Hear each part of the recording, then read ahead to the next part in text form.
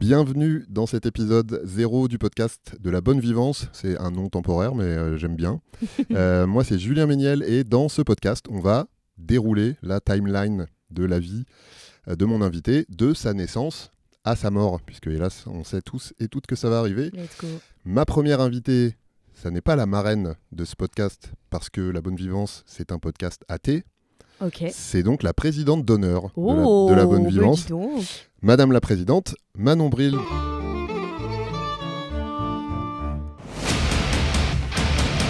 Bonjour Manon. Bonjour. Est-ce Comment ça que parrain et marraine, c'est forcément religieux? Eh bah écoute, dans mon esprit oui, mais maintenant tu me mets le doute, Je j'avoue. crois pas.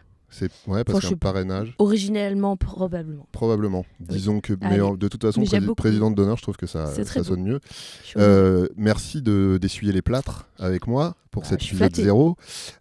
Comment ça va déjà ? Bah, franchement, ça va. Je suis dans une période intense. Et d'ailleurs, je reviens d'un décès familial ultra violent. Donc, on en a parlé ensemble. J'ai un oncle qui est parti vraiment en 4 jours, quoi, entre le moment où on a su qu'il était malade et le moment où il est mort. Donc, ça, c'est très violent. ça, c'est Et fait. paradoxalement, tu sais, derrière, tu as cette espèce de pulsion de vie où. Donc là, c'était la semaine dernière. Et du coup, bon, déjà, c'est mon oncle, même si je l'aime très fort. Je l'aimais très fort. Je l'aime Ouais. très fort, toujours. Ouais. Et je suis triste pour mes cousins et cousines. C'est pas la même chose que quand j'ai perdu un parent TMTC. On connaît. Donc, t'as pas. Enfin, bon, évidemment, c'est pas la même douleur, même si c'est une douleur. Et qu'en plus, celle-ci, elle fait un petit ping-pong avec. Justement, ça fait des triggers de ce que j'ai vécu avec ma mère qui est décédée aussi. Mais du coup, là, je suis plus dans l'espèce de pulsion de vie de derrière, de après une semaine très dark et tout. C'est le printemps, mon spectacle se passe bien, les projets se passent bien. Du coup, en vrai, ça va plutôt bien. Et aussi, quand il y a une tragédie comme ça, je trouve ça te fait aussi te rendre compte que toi, tu vas bien, tu vois. Là, ça m'a fait ça, en tout cas. Surtout quand t'as des trucs, quand t'as des trucs chouettes Exactement. devant, Exactement. même si ce qui s'est passé derrière, c'est triste. Oui, La suite. exactement. On va parler de tout ça et de plein d'autres choses. On va remonter donc toute ta vie du début à la fin, la plus tardive possible, j'espère, mais en tout cas, on va aborder ça aussi. On va aborder des notions de santé, évidemment, santé physique, santé mentale, santé sexuelle, santé sociale. Ouais. On va pas forcément tout formuler comme ça, de cette manière, mais en tout cas, on va les thématiques qu'on va traverser, ce sera de ce type-là. Et l'idée, c'est au bout du compte, une fois qu'on aura fini ce podcast, que les gens qui nous écoutent puissent tirer des enseignements pour leur propre vie à eux, pour leur propre bonne vivance. Mais là encore, l'idée, c'est pas de faire un truc sentencieux, etc. Donc on va pas forcément formuler les choses en disant « Ah, faites ça, faites pas ça, etc. » On va discuter et à la fin, les gens feront leur petite popote et en tireront les enseignements qu'ils veulent. Est-ce que ça te va ?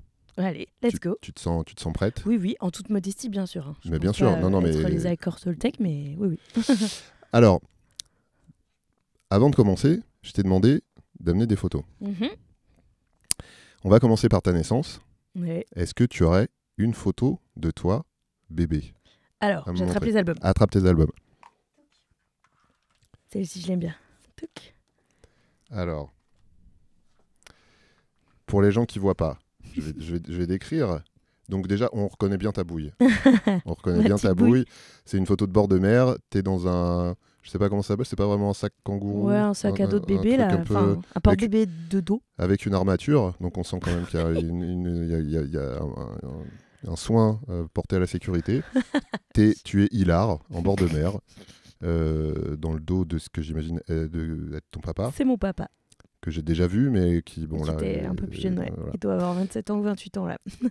Donc effectivement là t'as pas mal de cheveux, je sais pas quel âge tu peux avoir là, t'es pas loin de c'est marqué derrière, il y a marqué 88, donc fais voir, il y a marqué mai 88. Mai 88. Donc j'ai presque un an. C'est ce que je me disais. Donc avant ça, il y a eu ta naissance. Oui. Est-ce que tu sais quelque chose de ta naissance ? Tu sais, on a toutes et tous des espèces de légendes autour de nos naissances, machin, etc. Et même avant ça, la grossesse. Est-ce que tu sais comment, quel genre de fœtus tu étais ? Est-ce que tu étais un fœtus discret ? Est-ce que tu étais un fœtus relou ? Alors ça, je sais pas. Je sais qu'il y a eu un stress autour du fait que ma mère a chopé la toxoplasmose. Ouais. Mais bon, voilà, apparemment ça va. Apparemment. Et il y a eu un autre stress du fait qu'elle est allée au ski et qu'elle est tombée et qu'ils ont eu peur. visiblement. Ils ont eu peur qu'il y ait des séquelles. Ouais. Et manifestement. Il y en a.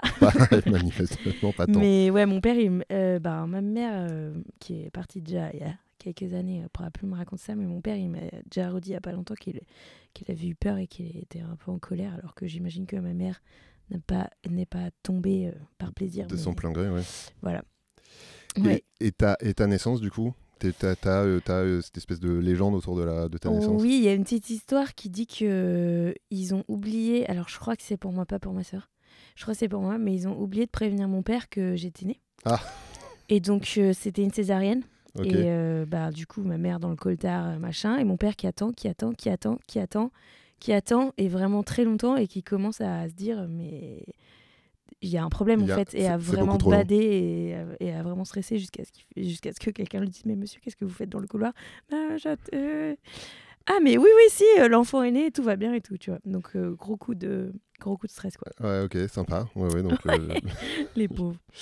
Et donc tu dis tout s'est bien passé, donc pas de soucis particuliers, la naissance, t'as pas eu à ma connaissance, de forceps, la tête déformée ou machin?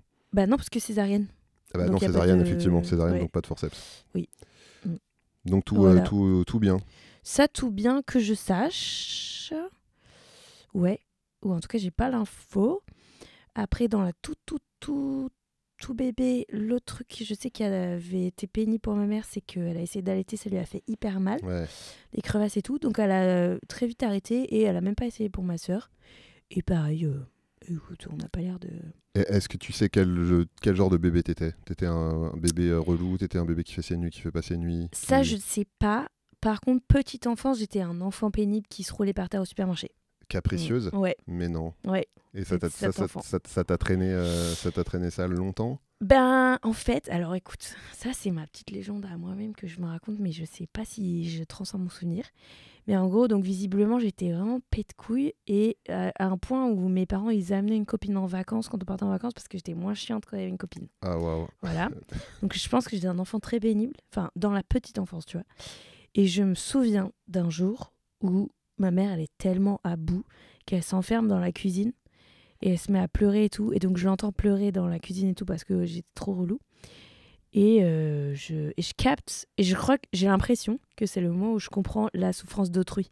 Et je comprends que moi qui crie machin et tout, en fait ça fait de la peine à ma maman, à mon papa et tout. Et donc là c'est la panique. Et je commence à taper sur la porte en faisant non, pardon maman, pardon.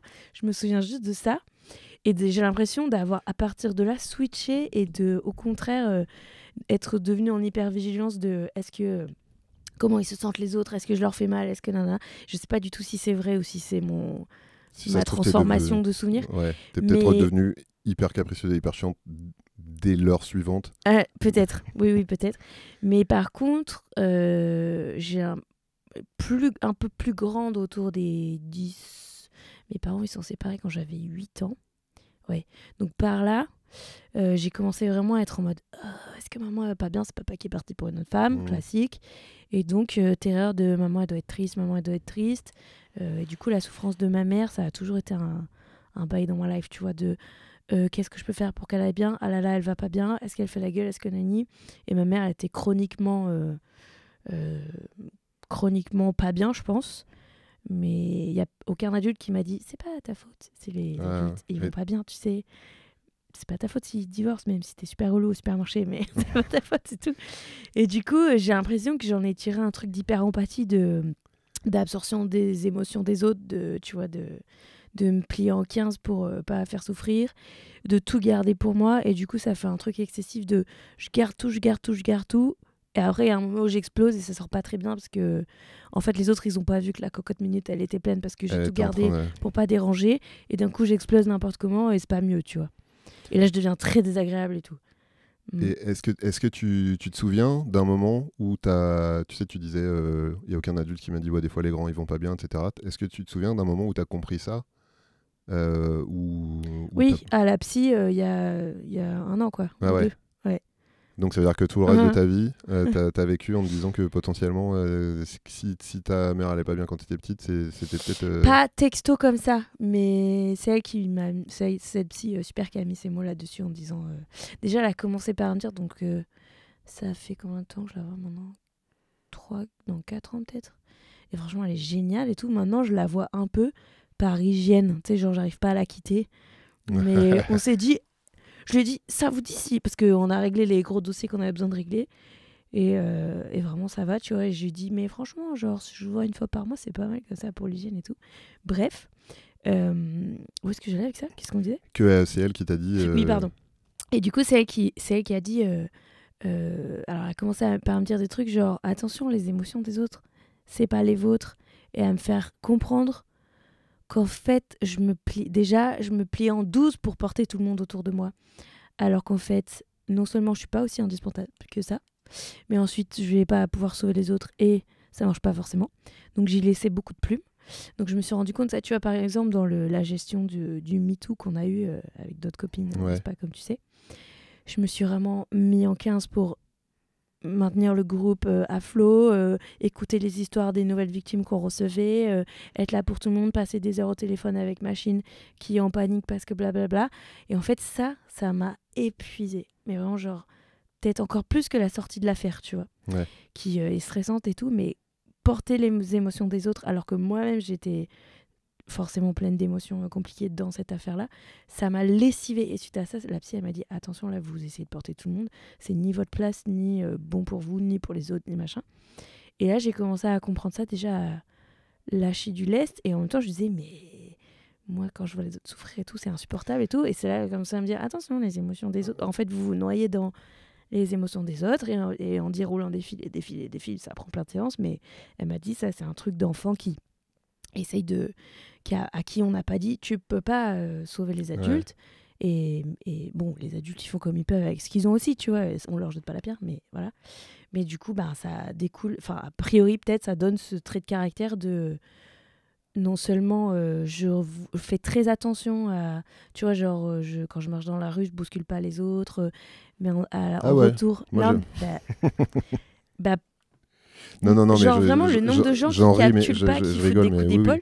Quand toi tu prêtes attention, évidemment c'est encore plus des hommes, mais pas que, mais quand toi tu prêtes attention, déjà en plus toi tu fais attention, donc ça t'énerve que les autres ils font, parce que ça va avec un... Oui, ça c'est un autre truc aussi, le côté les gens font pas les efforts que moi je fais. Exactement, mais ça va avec l'hyper-empathie, ça va aussi avec le fait que du coup t'as un niveau haut des standards de comment on doit se comporter, parce que toi tu te plies en 12 pour les autres, donc t'es aussi jugeant en vrai, même si ton envie de gueuler va être tue par ton envie de pas déranger, mais t'as quand même un jugement de ce genre. Dans le train, moi je vais aller faire, si je suis côté fenêtre et pas côté passager, s'il y a quelqu'un à côté de moi, je vais attendre vraiment de plus en pouvoir avant de dire pardon, je voudrais aller faire pipi.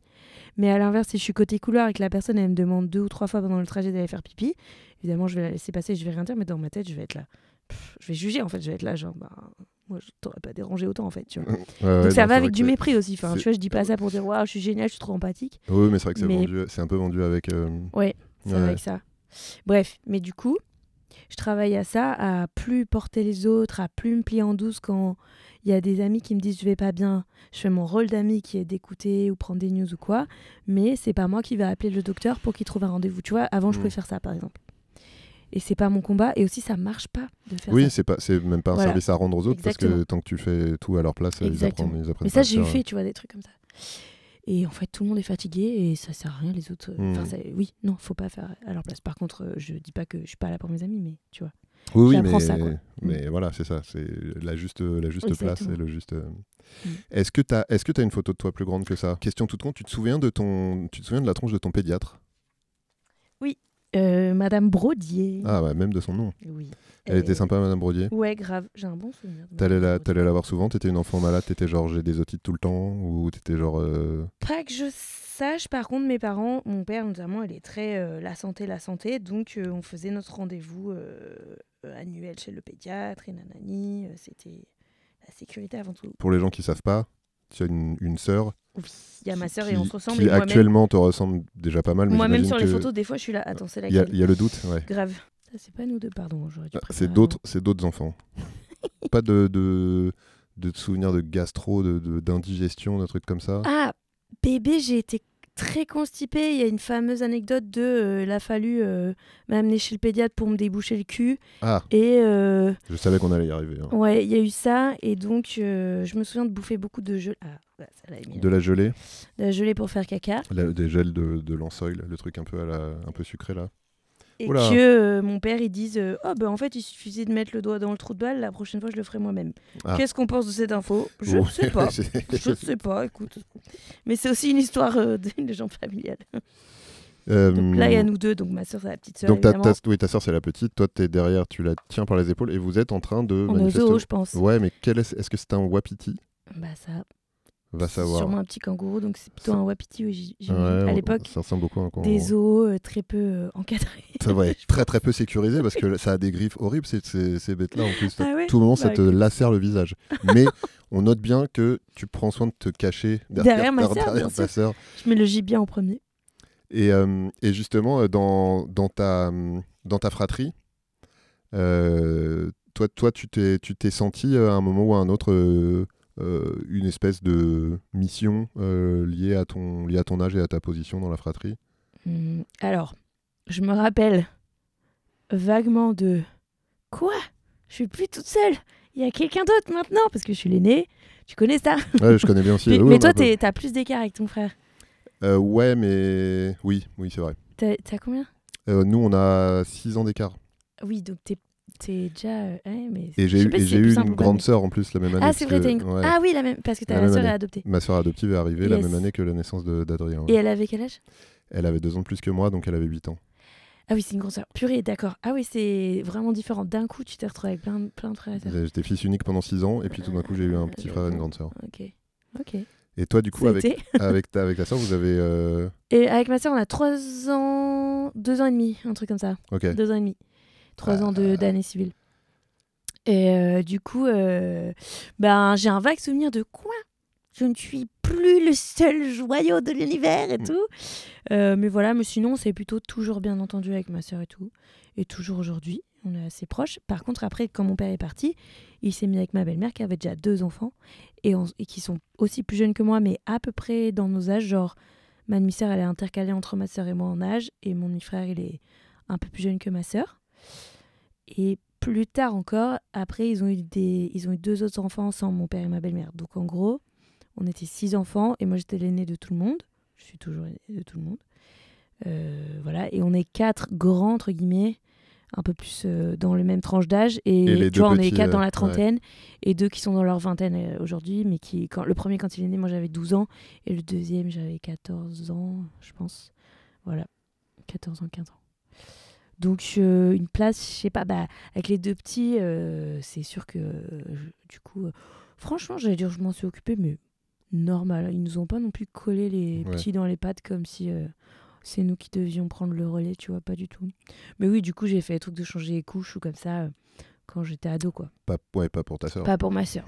Non, pas pour ma sœur. Et avant de passer à l'étape suivante, un petit mot quand même sur l'école.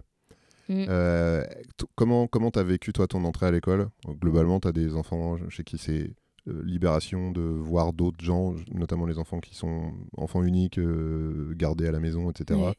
Et puis t'en as d'autres pour qui c'est un déchirement. Toi, tu te souviens de ton entrée à l'école? Je me souviens... Non, pas exactement. Par contre, je me souviens de ma première école et j'ai changé au bout d'1 an. Donc, je devais m'y sentir pas si bien. Mes parents, ils m'ont changé. Ah, ils t'ont changé pour... Ouais, c'était une très grosse école. Et du coup, genre, c'était bruyant. La cantine, c'était bruyant. Je me souviens notamment, c'était ça le problème. Je me souviens d'un garçon méchant qui me vole mon petit poney. Ça m'avait... Genre, en gros, Son prénom? Tu te souviens de son prénom? Je me souviens pas de son prénom. Je me fais offrir un petit poney par ma mère... Un jour, je l'amène à l'école et il me dit « Oh, on va jouer à cache-cache. » C'était peut-être une petite fille d'ailleurs, je sais plus. Bref, on va jouer à cache-cache. Je le cache et tu dois le trouver. Je le cherche pendant toute la récré, je le trouve pas. Et le soir, je dis à mes parents qui disent au garçon « Tu vas nous rendre le poney. » Et en fait, il le rend pas. Il dit « Mais non, c'est pas moi. » Et donc, en plus, il y a l'humiliation. Il se fout de notre gueule, y compris de mes parents. Voilà. Ouais. Ouais, Bref. mauvais souvenir. Globalement, tu avais des amis, tu arrivais à te faire des amis facilement Alors, à l'école? Ma première copine dans cette école-là, figure-toi que j'ai revu les photos très longtemps après, je m'en souviens, Lucie. Et j'ai revu les photos après en fouillant les cartons. Écoute, elle était trisomique et je me souviens de le voir après et de me dire, putain, du coup, évidemment, enfant, j'ai pas du tout capté puisque... Ah, quand t'étais petite, t'avais pas du tout notion que... Là, on a 3 ans, tu vois. Ouais, bien Donc sûr. je me souviens de le voir très longtemps après et de me dire, ah bah tiens, je le vois du coup à son physique. Ouais. Mais j'avais pas cette notion enfant et je me suis dit, c'est beau. Voilà. Et... Enfin, tu vois, je me suis jamais dit, Lucie, elle est différente. Ouais, t'avais pas senti de différence avec... Non. Enfin, en tout cas, non, vraiment. Je me souviens plutôt de regarder la photo bien après et de faire, ah putain, ok. Bref, anyway.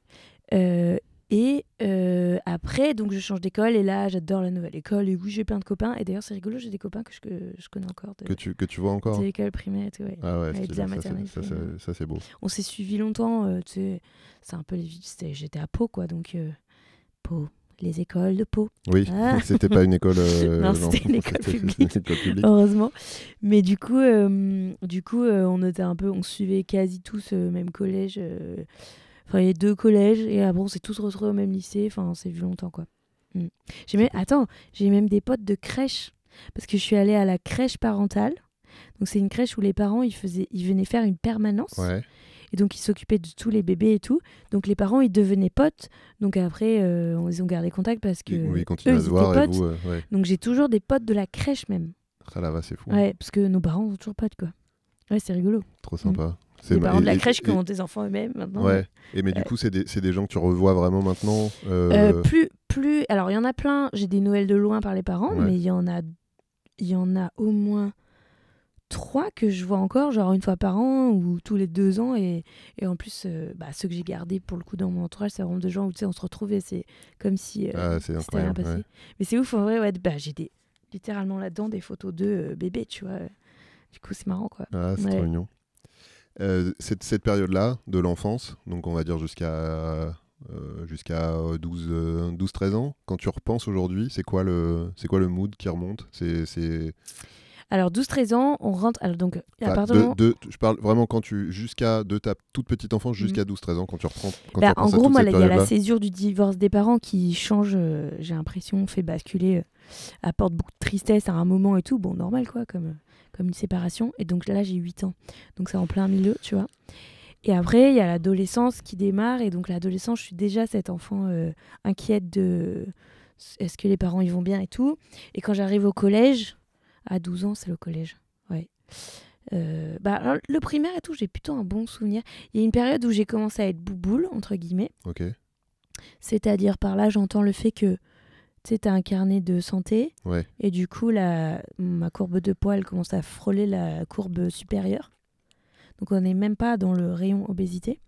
Et du coup, ça, pareil, c'est un truc que j'ai compris bien après. Mais en gros, t'as les adultes qui commencent à me parler différemment, tu vois.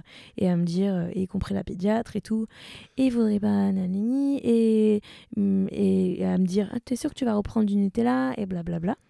Donc, je pense que j'ai démarré les troubles alimentaires un peu. Enfin, tu vois, genre, je suis pas pleine de troubles alimentaires, mais comme plein de femmes, je fais des yo-yo, tu vois, en permanence et tout.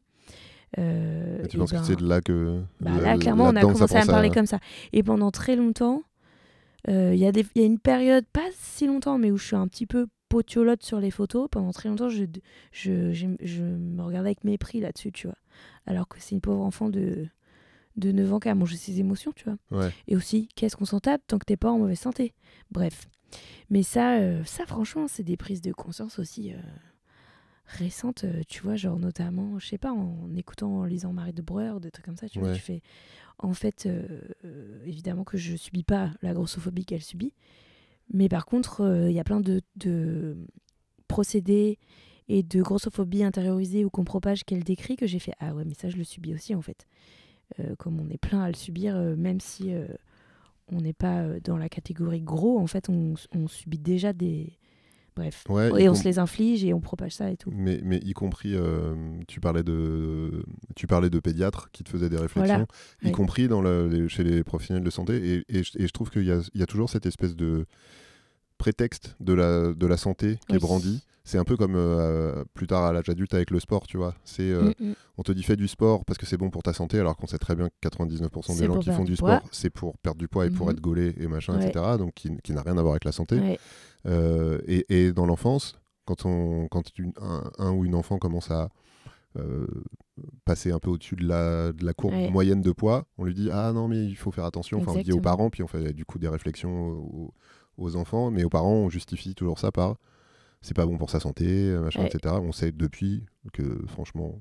Bah déjà, et surtout ce qui est sûr, c'est que ça m'a...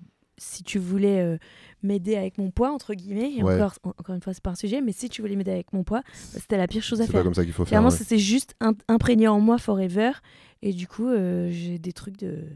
Je sais même pas quand je pèse tant. Donc ça, c'est mon prochain combat que je veux. J'essaie d'y taffer et tout, mais c'est dur de se défaire de ton image de toi comme tu l'aimes et pas comme...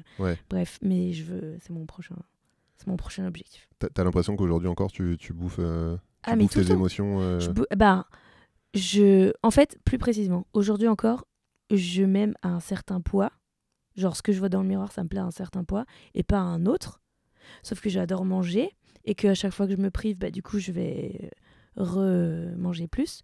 Donc, mon travail, c'est de m'aimer au poids autre, pour me foutre la paix avec ça, et pour manger ce que j'ai envie de manger. Et aussi, du coup, ça... Parce que tu connais, quand tu te prives, après, tu te jettes et tout. Et régulièrement, je me fais juste mal au ventre à avoir trop mangé parce que je voulais me remplir pour compenser les fois où... Enfin, tu vois, c'est chiant. Donc en plus, je me fais mal au ventre et à l'inverse, après j'ai faim et enfin, c'est hyper malsain comme truc. Et je me dis, la seule solution, c'est que je me kiffe à n'importe quel poids et que je vois pas la diff et tout. Donc, c'est sur ça que je travaille. Voilà. Bien. On en arrive du coup à l'âge de l'adolescence où on va évidemment aussi parler de l'image du corps parce que là il n'y a pas que ce que tu manges qui fait changer ton corps, il y a que ton corps il change de toute façon. Je te laisse me chercher une petite photo ado. On va si t'en as 2-3, on va s'en taper 2-3 parce que il y a un autre truc aussi à l'adolescence, c'est que c'est l'époque où tu commences à choisir tes vêtements. Et où tu as ton petit style. Donc si tu as traversé des styles un peu, je suis assez preneur. On a une photo de Manon qui pourrait avoir été prise l'année dernière parce que vraiment, mais j'aime bien comme je bouge pas, par contre, t'as vu, j'ai revu les photos, je fais allez Slay Queen. C'est incroyable, c'est la même tête. T'exagères, mais qu'est-ce qu'on peut dire de cette casquette? Est-ce que c'est une casquette Gavroche? Est-ce que c'est une casquette Gavroche. Donc on peut bon, on n'est pas ici pour juger, mais quand même on a sa petite idée sur la chose. T'aimerais bien mon petit collier vert jaune rouge? Ouh, ah oui, là on a traversé parce que plusieurs... j'ai écouté du reggae très peu. J'avais un album de Bob Marley. On a traversé plusieurs époques. Alors c'est quand même toujours la même bouille. Non, là t'es plus jeune, non? La photo en noir et blanc. Non plus. Non, c'est le noir et blanc. Il y a les dates derrière, je pense encore, non? Il y a les dates de tirage des photos. Donc là on a un 2003. Ouais. Donc 2003 c'est Gavroche. Je suis née en 87. Et là non, là il y a pas de je pense que celle-là elle est plus. Donc là on est sur un t-shirt sans manches, par-dessus un t-shirt à manches longues et des cheveux extrêmement longs. Et là effectivement, là on est sur, donc là pas du tout bouboule hein, par contre pour le coup. Non, à l'adolescence, plus. Enfin, en fait, ça a été qu'une petite période, voilà. Mais je me suis, à partir de là, toujours trouvée trop boule. Ah, ça a perturbé ton... Ouais, et surtout, par exemple, c'était quand même l'époque du méga skinny. Ouais. Donc même si t'étais pas bouboule, t'étais pas dans les codes. Et donc, moi, je trouvais que j'avais trop des grosses fesses et machin et tout. Alors que maintenant, comme les standards ont bougé sur ça, par exemple, ça me dérange plus. Ouais. Oui, c'est vrai que ça paradoxal. Et les sourcils aussi, tu vois, j'ai pas fait le truc des sourcils ultra fins parce que je savais pas faire. Mais normalement, il fallait avoir des sourcils hyper épilés, tels des traits. Alors qu'aujourd'hui, c'est plutôt les sourcils qu'on recherche. Je suis plus dans les codes. Merci, Cara Delevingne. Ouais, de ouf. Mais juste quand même un petit mot sur cette troisième photo où tu portes donc effectivement ces petits colliers à perles noirs avec 3 qui sont vertes, jaunes et rouges, toutes les 4-5 perles noires. Et puis quand même ce t-shirt à manches longues blanc avec un dragon noir. Oui, voilà. Pinky ou Jennifer. Ouais, bien c'est sûr. ça. On est là-dessus. Donc là, on est sur. Ça là, sent. il y a marqué Jennifer d'ailleurs sur celui-là. Ça sent l'adolescence presque.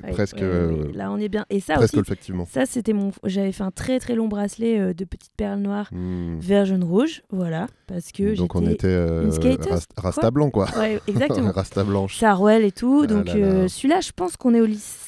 Peut-être on est en 3e. Ok. Mais donc t'attends 3e, c'est quoi 3e, c'est 15-16 ans, un truc comme ça Non, ouais. 3e c'est plus petit que ça, attends. Ouais, 14-15 peut-être. Ouais, c'est ça, ouais, c'est 14 je ans. pense genre à 15 ans, tu rentres en seconde peut-être.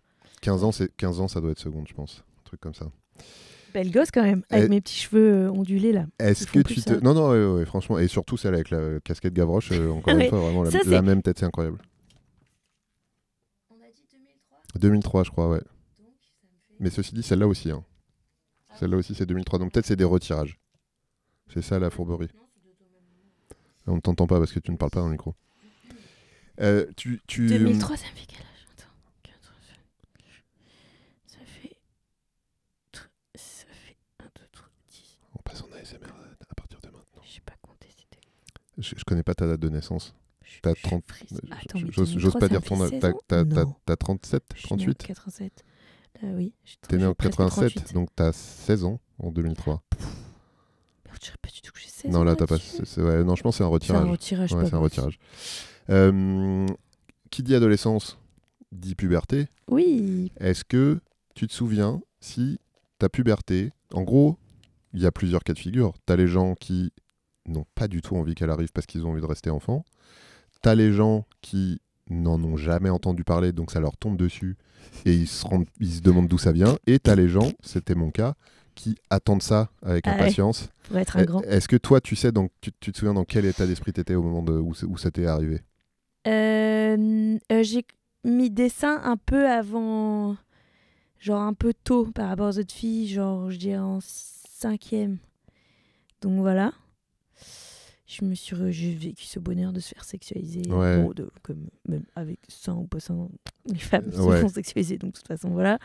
Bref, je me souviens des premières règles, je me souviens de la guerre, je me souviens de l'incompréhension, parce que, bon, je savais ce que c'était les règles et tout, et je me souviens d'avoir très mal au ventre, et en fait, je confondais la sensation avec avoir envie de chier, ce qui m'arrive toujours aujourd'hui, c'est proche. Mais c'est oui, apparemment. Enfin, c'est proche et tout, donc d'ailleurs ça. En plus, souvent, ça pue la chiasse. Voilà, c'est ça. Les deux se mêlent. Mais là, du coup, j'ai très mal au ventre, mais j'arrive pas à faire caca. Je comprends pas parce que en fait, c'est pas que j'ai besoin de faire caca. Je comprends pas. Je vais 12 fois aux toilettes et je comprends pas. Et d'un coup, une fois que je vais aux toilettes, il y a une trace marron dans ma culotte et je bug parce que comme c'est marron et c'est pas rouge parce que ça a séché. Je crois que j'ai fait caca dans ma culotte et je suis là, mais je suis folle. Ça fait 12 fois que j'essaye d'aller aux toilettes pour faire caca, j'y arrive pas, j'ai trop mal et je me suis chiée dessus. Non mais vraiment, tu vois, genre la panique. Et donc je sors et c'était justement chez mon oncle, je me souviens là, qui est décédé. Et je sors et je dis à ma mère, maman et tout, je comprends pas. Bon, elle sait que j'ai mal au ventre parce que j'arrête pas d'aller aux toilettes, je lui ai dit. Je dis, mais je crois que je me suis fait caca dessus et je me souviens de ma mère qui fait non, attends, t'inquiète. Voilà. Ok. Mais du coup, tu savais, tu me dis, tu savais ce que c'était les règles. Par contre, je savais ce que c'était les règles. Je me souviens tu t'attendais pas à ce que ça se manifeste comme ça. Bah ouais, et je m'attendais pas à ce que ça soit marron. Et je me souviens aussi de la première fois où d'abord j'ai mis des serviettes et tout parce que c'est plus facile. Et puis vient l'été et donc il y a la piscine et tout. Évidemment, j'ai les règles pendant les vacances. On est en Corse et tout, je me souviens. Bref, le seum. Ma mère elle me dit, bah écoute, tu vas apprendre à mettre un tampon. Je te donne un tampon. Et elle me donne un tampon avec applicateur. Et elle me dit, il faut que tu appuies, ploup, et voilà. Et en fait, c'était avec un applicateur, je sais pas si tu vois, mais qui est dans l'emballage. L'applicateur, il est enfoncé dans le récipient du tampon. Donc en fait, il faut d'abord le sortir, puis appuyer. Sauf que moi, je sais pas ça. Ma mère, elle m'a dit appuie. Donc si tu veux, il y a la boîte et il y a un tout petit bout de l'applicateur qui dépasse, donc moi j'appuie et ça fait juste ploup, mini bout de tampon qui sort en haut mais qui est pas sorti de l'emballage et je fais ça 12 fois et je comprends pas, tu vois, j'arrive pas à le mettre, un premier, un deuxième, un troisième, je pleure dans les toilettes parce que j'y arrive pas et ma mère elle me dit mais c'est pas possible, qu'est-ce que tu fais, jusqu'à ce que je lui montre le truc et elle me fait mais il faut faire glisser le truc, je fais déjà c'est la première fois je pense que je trifouille là-dedans. Donc c'est un peu, tu vois, ça fait peur, ça fait un peu mal parce que tu sais pas comment bien t'aligner, machin et tout. C'est terrible. Quel bail. Donc je me souviens aussi des péripéties de tampons.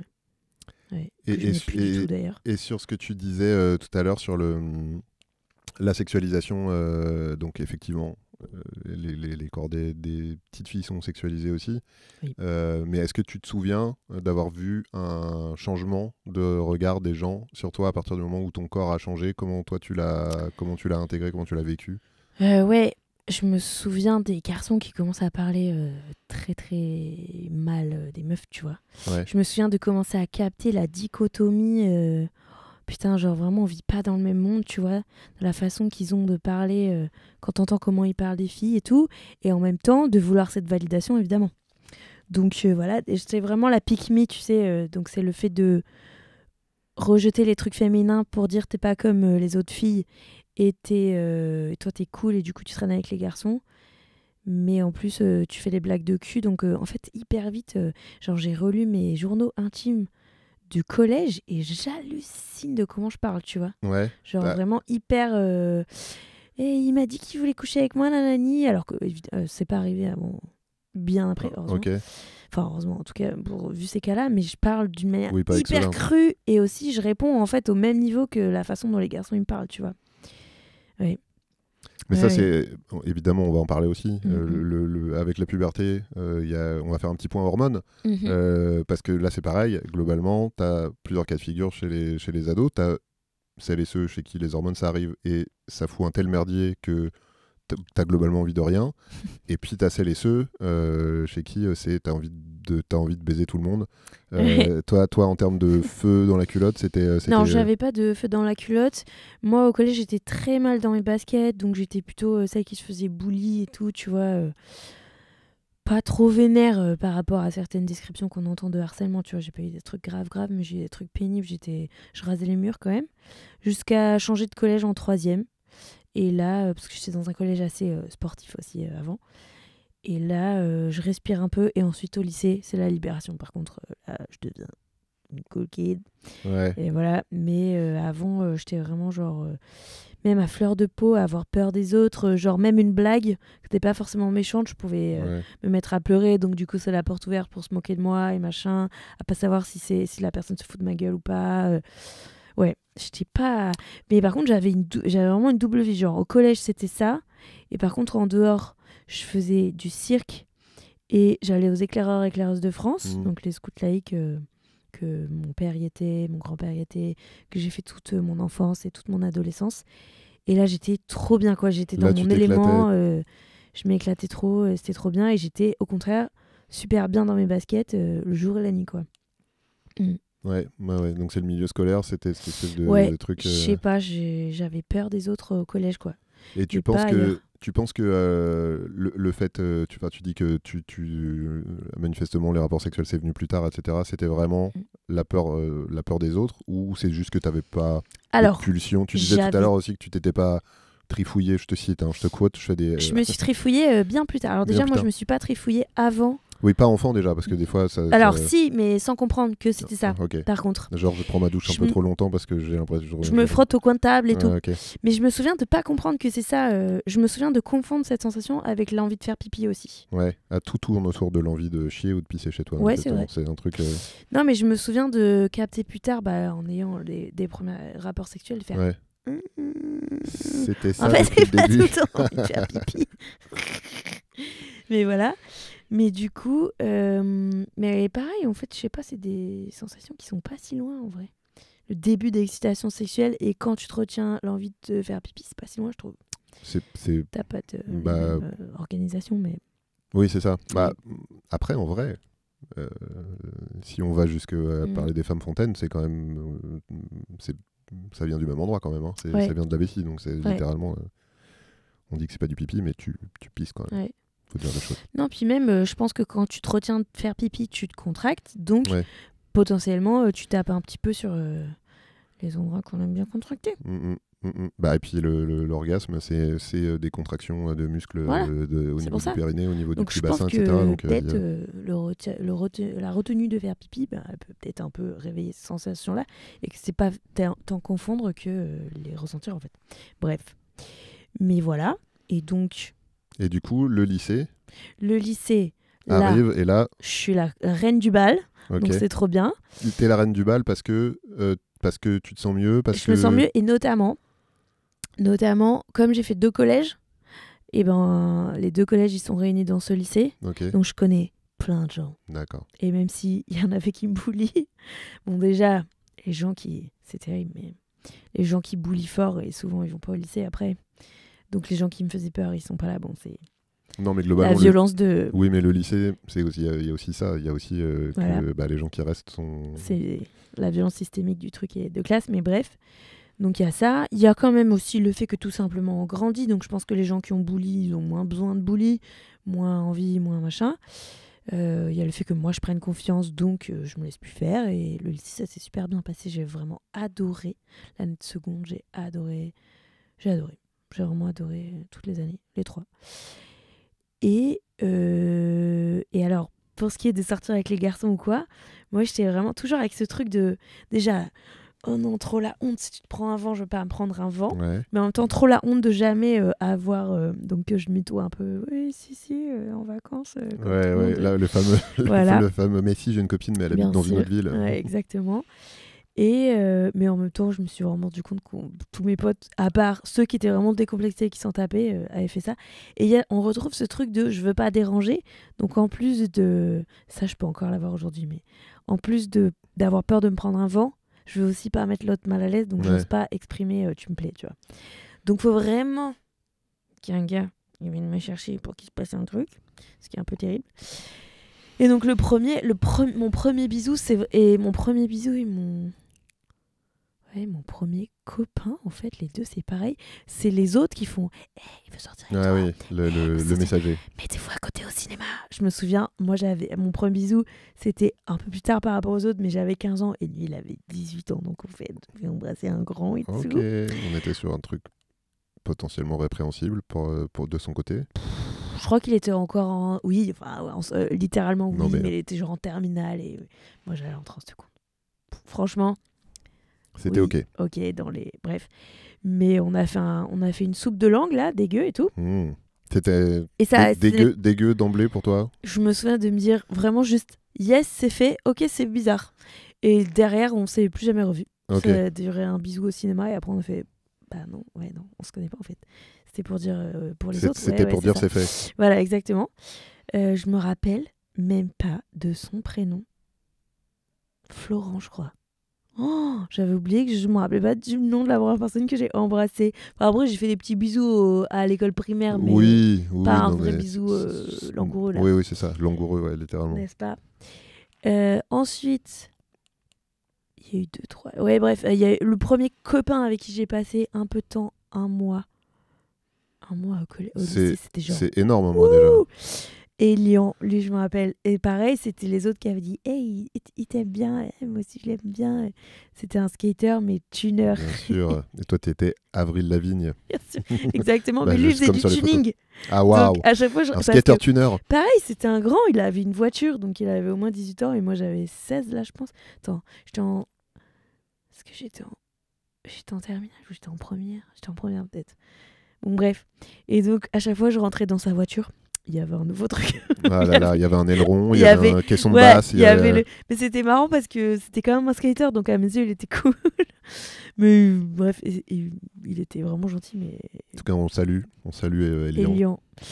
Qui est le masculin de Eliane. Probablement. Il y avait toujours un nouveau levier qui clignote, un machin. Et donc, comme il avait la voiture, c'est les premiers un peu touche pipi, tu vois. C'est le premier. Putain, mais c'est fou, je me rappelle vaguement. Oui, c'est le premier. Première fois que j'ai touché un zizi, je pense. Ouais, et premier cunilingus qu'on me fait. Ah. GG Elian. Bah, beau gosse. Ouais. Parce que moi, je l'ai pas sucé si je me trompe pas. Mais lui, il m'a fait un cuni et moi, je l'ai touché. C'est pas mal. Pas mal. Mims. Ouais, ok. Elian, ça rattrape le. Ça rattrape le levier. Non, mais il était clignote. Vraiment gentil. J'ai rien à lui reprocher. Je me souviens plus pourquoi on a arrêté, mais on a dû finir par se dire que. Voilà.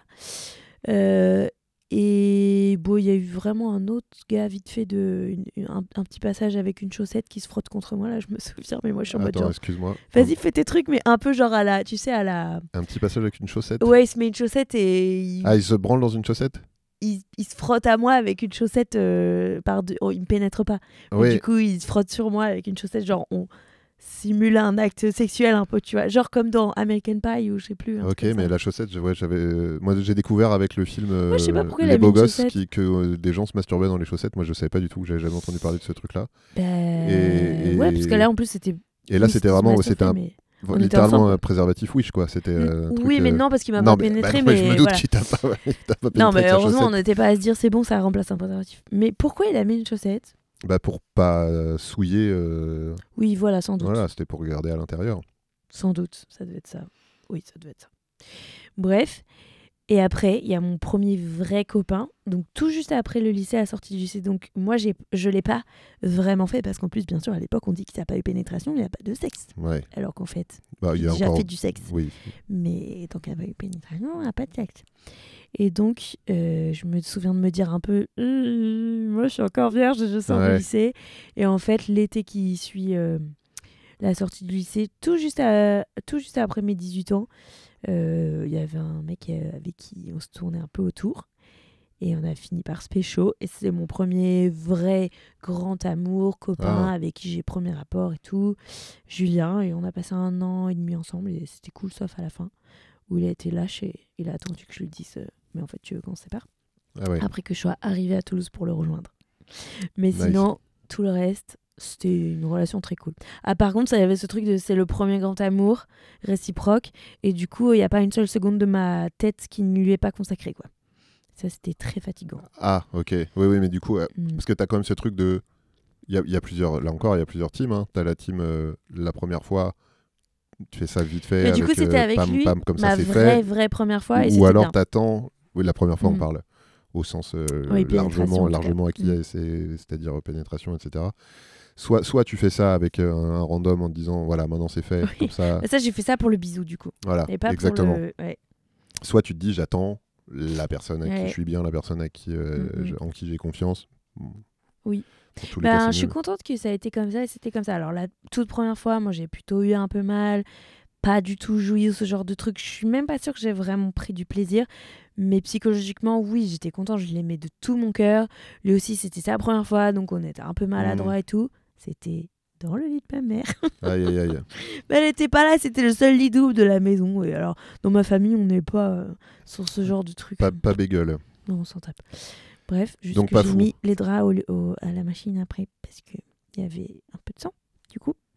Voilà. Mais par contre, pas très très longtemps après, j'ai eu mon premier orgasme avec lui. Vraiment pas très longtemps après les premiers rapports sexuels. Et là, j'ai fait oh my god. Ok, je veux faire ça tout le temps. Toujours et tout. Tu as conscience que t'es verni pour le coup parce que avoir ton premier orgasme avec ton premier mec et rapidement c'est relativement c'est quelques semaines après notre premier rapport. Je sais pas encore qui va écouter ça ni quel âge vous avez, mais c'est pas toujours comme ça que ça se passe. C'était trop bien et j'adorais ça et tout. Et d'ailleurs quand il m'a quitté, du coup le monde s'effondre et aussi je me dis comment je vais faire pour avoir ça. Et c'est là que pour la première fois je me masturbe. Et je l'avais jamais fait avant. Ouais. Et je fais et donc première fois où j'y arrive toute seule. Et d'ailleurs, tu vois, genre vraiment à l'époque, je regardais pas du tout de porno, j'avais même pas d'image en tête. J'ai vraiment fait un truc mécanique comme ça te gratte, tu te grattes ou t'as faim, tu manges, tu vois. Donc un truc 100% physique. Et je me souviens d'y arriver, je me souviens d'être dans mon lit, je me souviens vraiment de ce souvenir d'arriver à jouir la première fois toute seule et de faire je suis trop puissante. Et après, ça en est suivi ce truc de quand tu découvres quelque chose. Genre, j'ai fait le truc de l'ado de 15 ans qui découvre comment il se branle et qui arrête pas de se branler. Et du coup, après, j'ai fait ça, mais tout le temps. Et j'avais vraiment. Alors. Et attends, là, t'as quel âge ? Là, du coup, on s'est séparés, donc j'ai 19 ans. Ok. Donc, tu commences à te masturber à 19 ans. Ouais, à 19 ans. Et donc, je suis à la fac et tout. Désolée pour les détails, mais du coup, en vrai, il n'y a pas de désolé pour les détails, j'assume totalement. Mais j'ai découvert après, avec certains hommes qui m'ont dit qu'apparemment j'avais un périnée très musclé. Donc je peux contracter très fort. Tu peux casser des objets voilà. un peu durs. Et du coup, alors maintenant, j'arrive plus à faire ça. Mais à l'époque, que je pense que mon périnée il était tout frais, tout jeune, je pouvais réussir à jouir juste en me contractant toute seule sans me toucher comme ça. En croisant les jambes et en faisant comme ça et tout très longtemps. Donc, à la fac, petite pause dans les partiels et tout, je faisais... Mais non. Je faisais une petite tête. Oh putain, mais c'est... Et je me disais, ça se voit ou pas ? Ça se voit ou pas ? Et c'était pas du tout un kink de... Parce qu'il y avait du d'être entouré, pas du tout ça. C'était un truc de... J'ai 5 minutes. Putain, ça me gratte. Ah putain, ça me gratte. Bon, allez, je me gratte. Tu vois ce que je veux dire ? Ouais, genre juste... oui, le truc... comme t'es à la maison, tu fais, bon, allez, je me branle parce que je ressens envie naturelle, genre j'ai soif, je bois. Voilà, exactement. Donc j'avais naturel. ça, et c'était vraiment pas du tout lié au... Par contre, j'avais un peu un truc de... Je suis tout trop jappe, parce que forcément, t'as le cœur qui bat, t'es tout rouge, et tu fais...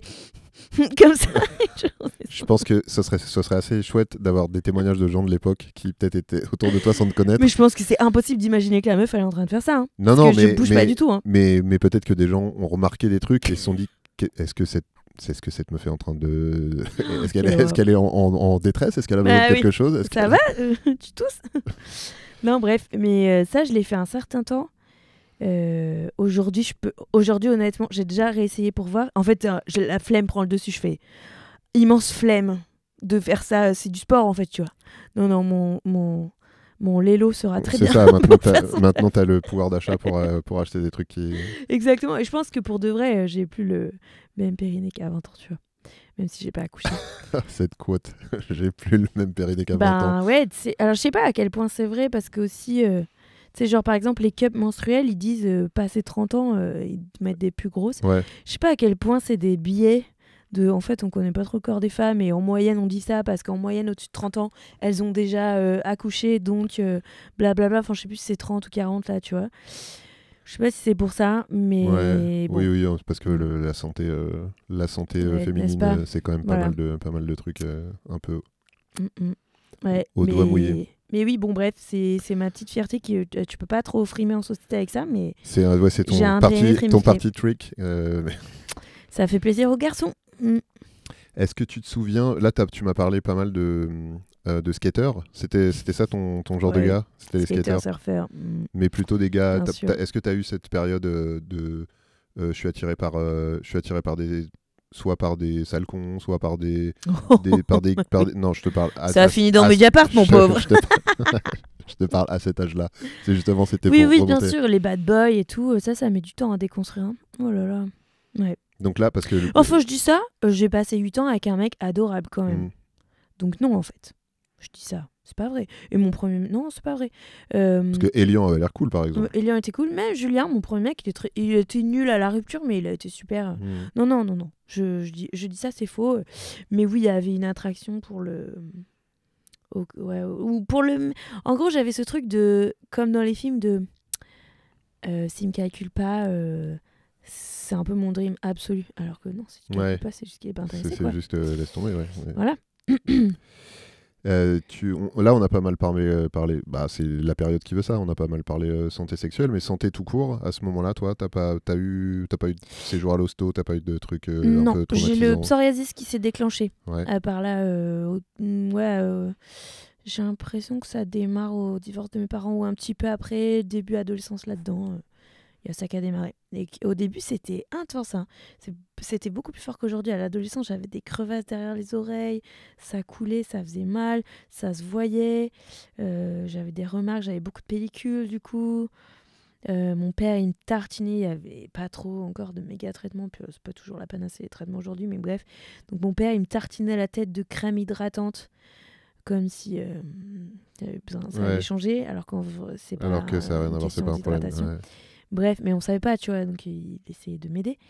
Mais du coup, ça me faisait les cheveux hyper gras. J'avais beau faire des shampoings, la crème très grasse, tu peux y aller avant de l'enlever. Donc, cheveux gras avec pellicule, ça me complexait. Voilà. Et j'ai le cheveu qui graisse vite. Mon plus grand bonheur en ce moment, c'est que tu sais, c'est la mode maintenant des coiffures très plaquées avec le gel, petit chignon en bas là, ou en haut, mais très très plaqué. Et les meufs, elles mettent des tonnes de gel. Et si t'as les cheveux qui frisent, qui bouclent et tout, les meufs, elles galèrent à lisser leur tête pour que ça soit tout tiré. Moi, jour 2, de shampoing. Je fais clac-clac avec la brosse. On dirait que j'ai mis plein de gel. C'est plaqué, juste mon lissé, sébum. plein de gel. Pratique. Et en termes de crise d'ado, est-ce que j'ai pas fait de crise d'ado. T'as pas fait de crise d'ado non plus, Non. toi? Moi, c'est pareil. J'étais très sage. Enfin, je l'ai fait à 40 ans. Toi, ça t'arrivera bientôt. Mais... Ah bah, let's go. Allez. T'as pas eu ce truc de rébellion, de machin, ou même très soft. Plus en interne, tu vois, côté c'est quand même énormément de changements, c'est quand même quitter l'enfance, qui est une espèce de petit cocon, plus ou moins, même si toi, manifestement, c'était pas complètement le cas, mais donc pas eu de truc existentiel, pas eu de mal-être ado. Peur de la mort, par contre, ça m'a hanté toute l'enfance, l'adolescence. Je commence à me détendre avec ça. Enfin, ça fait quelques années. Mais on va y arriver. Ça m'empêchait de dormir tous les soirs, machin quoi. Ah ouais, c'est déjà un truc. On va ne sautons pas les étapes. Ouais, la mort, c'est à la fin. Très bien. Pareil, même question que tout à l'heure pour l'enfance. Quand tu repenses aujourd'hui, avec le recul, à ton adolescence, c'est quoi le mood qui remonte? C'est quoi l'ambiance que tu as spontanément en tête? C'est crispé au collège et trop cool au lycée. J'ai l'impression, je vais faire un truc genré, mais j'ai beaucoup d'amis meufs qui me disent ça. Ah ouais? Qui me disent, t'as remarqué que c'était plus... Moi, j'ai l'impression que c'est un peu tout le monde qui a mal vécu le collège et moins le lycée. Alors, oui, globalement, mais en tout cas, dans la relation aux autres et dans les relations amoureuses, machin, etc., j'ai quand même l'impression que t'as cette période où les meufs soit se font bully, soit sont... en avance sur les mecs qui restent quand même des énormes gamins, des gros bébés, machin, qui tirent les cheveux et tout. Ça, c'est le cas après. J'ai entendu parler de ce truc-là. Mais ok, donc t'as ce truc encore, mais comme l'enfance, en fait, finalement. L'enfance, tu m'as dit, t'avais déjà, c'était déjà en deux périodes, et là, c'est pareil. Oui, il y a une rupture innocence avant. Là, c'est l'inverse, c'est dans le sens, du coup, collège dur, et lycée, on commence à respirer, et du coup, le début de l'âge adulte où tu prends ton envol et tu pars de la maison, c'était quand même trop bien, quoi. Ouais. Et ben on y est pile, on rentre dans l'âge adulte. Et oui. Âge adulte, pareil, t'avais peur, t'avais hâte, les deux. C'est quoi? Non, j'avais hâte, j'étais contente. La toute première année après le bac, elle est vampirisée par ce couple, donc je ne pense qu'à ça. Je veux juste être avec Julien, et j'ai fait mes études à Bordeaux et lui à Toulouse. Donc Bordeaux est la ville qui m'arrache à mon amoureux. Et je suis en prépa, je travaille pour avoir les bonnes notes parce que je suis scolaire. En plus, en prépa, avoir des bonnes notes, c'est avoir 7. Donc voilà. Mais voilà, je suis pas prise je suis en Hippocagne, je suis pas prise en Cagne. Donc très bien, je vais pouvoir aller à Toulouse rejoindre Julien. Qui te tège quand t'arrives. Ouais. Et je regrette pas du tout parce que du coup après j'ai passé 12 ans à Toulouse et c'est la meilleure ville de France. Donc Est-ce que tu te souviens de un moment, une situation ou un fait qui t'a fait te dire ok, ça y est maintenant, ça y est, je suis adulte? Dans ces âges-là?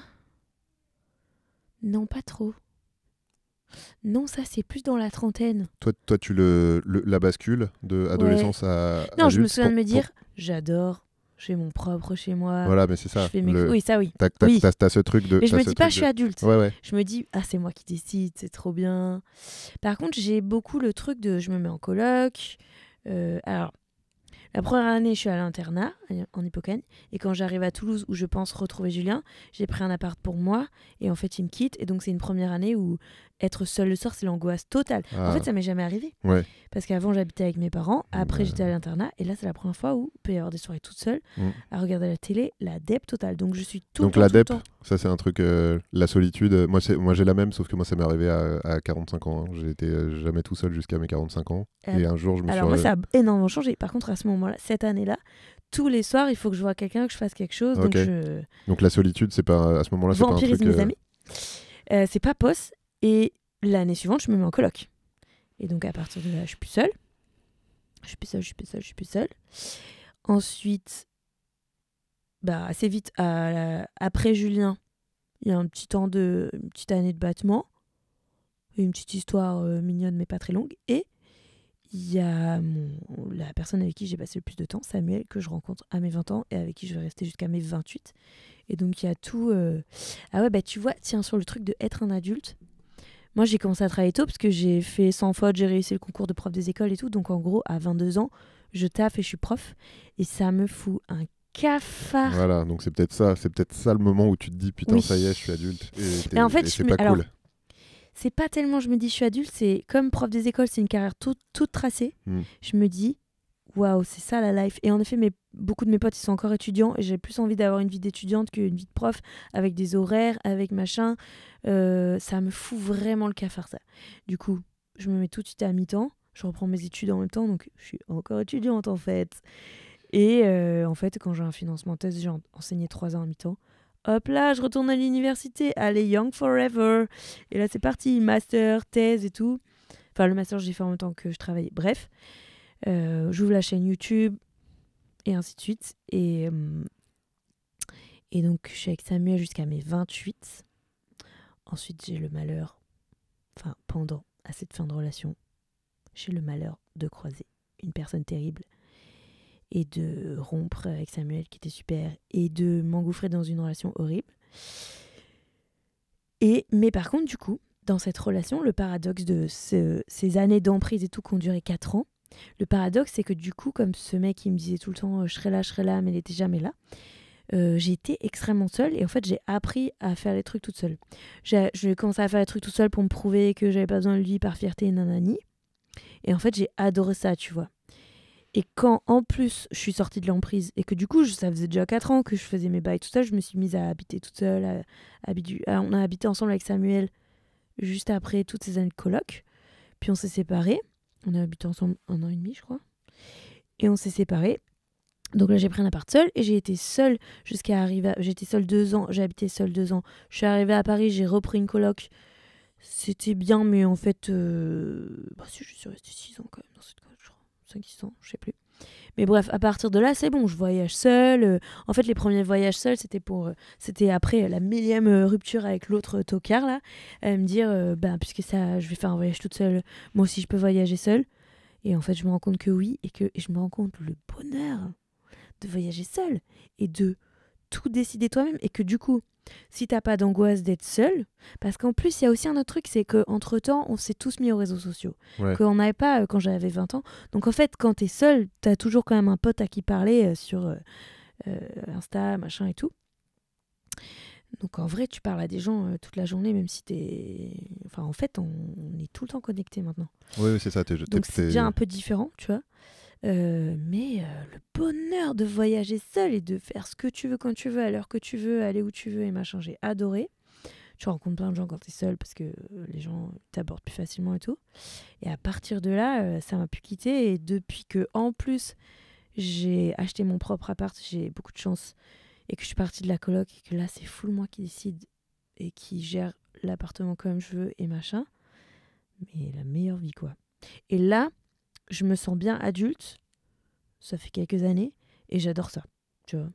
Genre vraiment, pour le coup, décider que non, c'est pas la honte de rentrer tôt, et j'en ai rien à foutre. Ouais. Et je rentre tôt si j'ai envie de me coucher tôt. J'ai plus un truc à me prouver de faut sortir parce que c'est ça qu'on fait quand on est cool. Tout ça, on s'en branle. Pareil avec avec être en couple. Plus du tout cette injonction-là de c'est la honte d'être seule ou faut à tout prix que je me trouve quelqu'un. J'ai pas du tout ça. Et j'ai vraiment un truc de soit il y a quelqu'un qui est à la hauteur ou avec qui ça marche et tout, soit il n'y a pas. Et je suis très bien avec moi-même. Et pareil pour les rapports sexuels. J'ai pas du tout de truc de waouh, ça fait longtemps que j'ai pas baisé. J'en ai rien à foutre. Et se débarrasser de ça aussi, c'est trop bien, tu vois. Ça a l'air d'être un peu ton... Enfin, en résumé, tout ce que tu dis là, c'est vraiment l'âge adulte, tu kiffes depuis que tu t'es libéré de... il faut sortir, il faut machin... en fait, des trucs que t'avais pas vraiment envie de faire. Oui, c'est à la fois les injonctions... Oui, c'est des injonctions. Et c'est complètement impensif, mais le regard des autres, quoi. C'est du regard des autres. Ouais. Bon, comme on a dit tout à l'heure, je me suis pas débarrassée de tout, parce que tu vois, par rapport à l'image corporelle et tout, ok, c'est un chemin et tout. Ouais, mais c'est des trucs ancrés aussi. Donc, Bien sûr, mais j'ai bon espoir. Enfin, je me dis, vu le chemin parcouru d'autres trucs, je vais essayer de me débarrasser de ces choses-là aussi. Tu vois, c'est comme l'épilation, par exemple. J'arrive pas à m'épiler et tout, mais il y a plein de meufs qui arrivent et je me dis, meilleure vie, quoi. Bref. Mais donc, moi j'avoue, j'adore ça. Et le seul truc qui me tracasse en ce moment, c'est l'horloge biologique. Mais c'est pas parce que je ressens le désir d'enfant, parce que je le ressens pas, c'est juste j'ai peur. De pas avoir le choix le jour où... J'ai peur d'avoir l'envie quand je peux plus. Ouais. Mais peut-être que je l'aurai pas, tu vois. En tout cas, je ressens pas l'envie. Donc je ressens pas l'envie de faire un enfant seul du tout. Du tout, donc...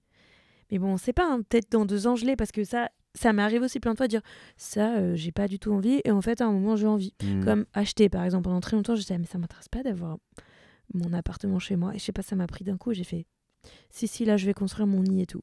D'un coup ça m'est arrivé, tu vois. Donc pourquoi pas, peut-être je vais l'avoir plus tard, mais là je le ressens pas du tout, et du coup je suis un peu en mode, tu sais quoi, c'est la vie qui va décider. Je me suis toujours dit que j'aurais des enfants, mais là, je me dis que si j'en veux, je veux faire équipe avec quelqu'un. Donc, s'il n'y a pas quelqu'un avec qui faire équipe dans le temps imparti, il n'y aura pas. Et je suis un peu genre, la vie va décider, tu vois. Je suis pas en quête, je suis pas en recherche absolue, machin et tout. J'ai peur du regret, mais le regret d'avoir fait un enfant alors que tu voulais pas trop, ou de le faire avec la mauvaise personne, bah voilà quoi. Ouais. Bah oui. Et puis, t'as ces deux... J'ai l'impression que t'as ces deux versants de... t'es mieux dans ta vie depuis que, tu te fous la paix, c'est-à-dire que tu te forces à rien, tu fais ce qui te convient à toi. Et oui, et ça, et tu dilapides pas ton énergie à anticiper sur des trucs ou imaginer des trucs ou essayer de contrôler des trucs sur lesquels de toute façon t'as pas la main, quoi. Moi après j'ai mon lot de... Par exemple j'ai une pensée anxieuse, tu vois, j'ai des pensées obsessionnelles, d'anxiété et tout, donc ça c'est typiquement stressé pour des trucs que tu peux pas maîtriser. Bah l'anxiété c'est vraiment 90% de ça, ouais.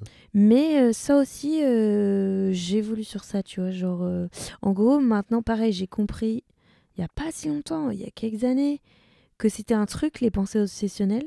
J'ai compris quand j'ai vu l'interview de Jérémy Ferrari qui en a parlé. Alors, lui, il parlait de son alcoolisme. Ouais. Enfin, lui, il parlait de tout ça, mais je crois que c'est Combini avait titré machin, l'alcoolisme de Jérémy Ferrari. Et en fait, quand tu écoutes l'interview, tu comprends que son problème, c'est pas l'alcoolisme, ça, c'est la conséquence de son problème. Et c'est un vrai gros problème. Son automédication. Voilà, c'est un vrai gros problème, mais son problème, c'est qu'il a des pensées obsessionnelles qui lui bouffent la vie et que pour les faire taire, il boit. Et en fait, j'ai fait ah putain. Et donc, ce qu'il décrit, j'ai fait ah, mais c'est un truc en fait. Et moi aussi, j'ai ça. Donc, beaucoup moins fort que ce qu'il a, ça a l'air insupportable. Mais par contre, j'ai des périodes de boucle comme ça où il y a un et si qui m'embête. Et alors, des fois, il peut être un peu rationnel, un peu justifié et tout, genre tel truc, bah, telle personne qui est malade dans mon entourage et tout. C'est pas un peu rationnel, c'est même totalement rationnel. Des fois, il peut être totalement inventé, genre je sens que c'est moi qui me laisse pas tranquille. Genre, putain, j'ai une douleur, elle est chelou là, non? C'est bizarre, des trucs d'hypocondrie ou quoi. Totalement gratos. Même limite une douleur fantôme, je pense, tu vois. Et ça va pas me laisser tranquille jusqu'à ce que, dans ma vingtaine, je suis même allée faire des tests médicaux parce que j'étais convaincue que je sais pas quoi. Je m'étais inventé un symptôme que je sais même pas ce que ça fait d'avoir une tumeur en vrai, tu vois. Donc, je m'étais inventé des symptômes et tout, bref. Donc ça, j'ai eu. Et maintenant, depuis que j'ai vu cette interview, pareil, j'en ai parlé avec la psy et tout. Et donc maintenant, quand ça m'arrive, que je commence à boucler sur un truc qui me lâche pas de la journée et tout, donc je suis un peu sujette à l'obsession. Donc pas étonnant que j'ai été victime d'emprise, par exemple, tu vois. Et ce que je te disais avec mon premier mec qui m'obsédait tout le temps, qui lui a pas du tout abusé de ce statut, mais du coup je peux faire ça, tu vois. Bref. Et du coup, maintenant quand je vois que j'enclenche ça, même si la pensée elle me laisse pas tranquille, je reconnais mon état. Je fais attention, je suis en train de faire ça, ça veut dire que je suis fatiguée, que machin, que bidule. Bon, la pensée elle est là, on va vivre avec quelques jours peut-être. Mais sans doute, il faudrait peut-être arrêter de travailler là. Il faudrait peut-être dormir, il faudrait peut-être machin. Et c'est plus... j'arrive à mieux le gérer, quoi. Ouais, mais t'as quand même ce truc. Il est là, mais en fait... De toute façon, oui. Ça me terrasse pas comme des fois ça peut faire. Après, je pense que des situations extrêmement anxiogènes ou des vrais gros problèmes vont réactiver ces travers-là. Surtout que mes pensées anxieuses, elles ont été hyper validées par la maladie de ma mère, par exemple, tu vois. Tout le temps peur de mourir, tout le temps peur de mourir. Bah, ma mère tombe malade et meurt, bon bah, j'avais raison, en fait. Mais on a quand même bien travaillé ça en MDR, ça va beaucoup mieux et tout. Mais ça, c'est un truc que je voulais te... Parce que manifestement, toi, dans ta vie jusqu'à aujourd'hui, en termes de santé pure, à part le psoriasis dont on parlait tout à l'heure, mais qui n'est pas quelque chose de... qui te... Enfin, c'est quelque chose qui est pénible, mais qui te fait pas craindre pour ta vie, t'as été relativement épargné à titre perso. En santé physique, ouais. Ouais, mais est-ce qu'il y a... là, par exemple, tu parlais de la maladie qui a emporté ta maman. Dans des histoires familiales, parfois, tu as la maladie qui fait flipper, tu vois, le truc de te dire « Ah bah, mon grand-père est mort de ça, ma grand-mère, mon grand-mère a eu ça, machin. » Est-ce que toi, il y a une maladie comme ça qui te fait vraiment flipper? Les cancers, ça fait peur. Il y en a plein dans ma famille. Alors ouais, les cancers plutôt. Ouais, les gens ils sont morts de cancer dans ma famille. Donc ma mère cancer, mais il n'y a pas très longtemps, quand je suis allée changer de médecin traitant parce que j'ai changé de ville et que j'habite à Pantin maintenant, j'ai fait mon petit carnet pas de santé, mais tu sais, petit topo avec le nouveau médecin. Tes antécédents, etc. Et du coup, je lui dis, bon, bah, dans les trucs à suivre, peut-être, ma mère, elle est morte d'un cancer du pancréas et tout, donc voilà. C'est le premier médecin qui me le dit, mais il m'a dit, ah, mais c'est pas héréditaire. J'étais là.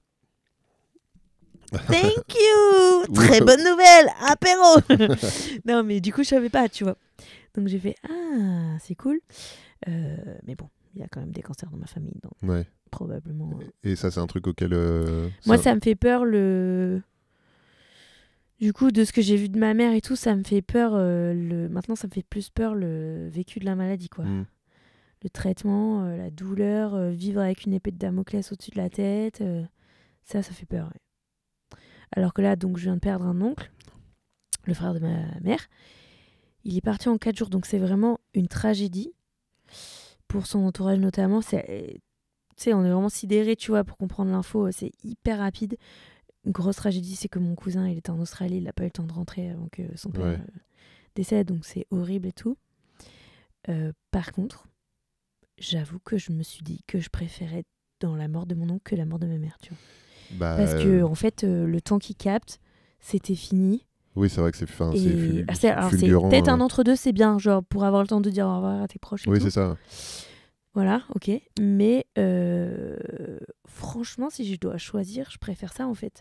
Bah après, parce que tu calcules presque pas. L'entre-deux est bien pour ceux qui restent, parce que. Voilà, c'est ça. Purement pour toi, le plus rapide, le mieux, quoi. C'est ça, exactement. Je me suis vraiment dit, putain, ma mère, tout ça pour gagner un an, honnêtement. Avec les maladies horribles, avec les conversations. Alors, du coup, ça nous a permis d'avoir plein de conversations très proches, importantes et tout. Mais on a aussi la conversation de bon, j'en peux plus, je vais arrêter le traitement, j'en peux plus. Voilà, on a l'agonie des derniers jours qui est infecte parce que l'euthanasie n'est toujours pas légalisée. Au secours.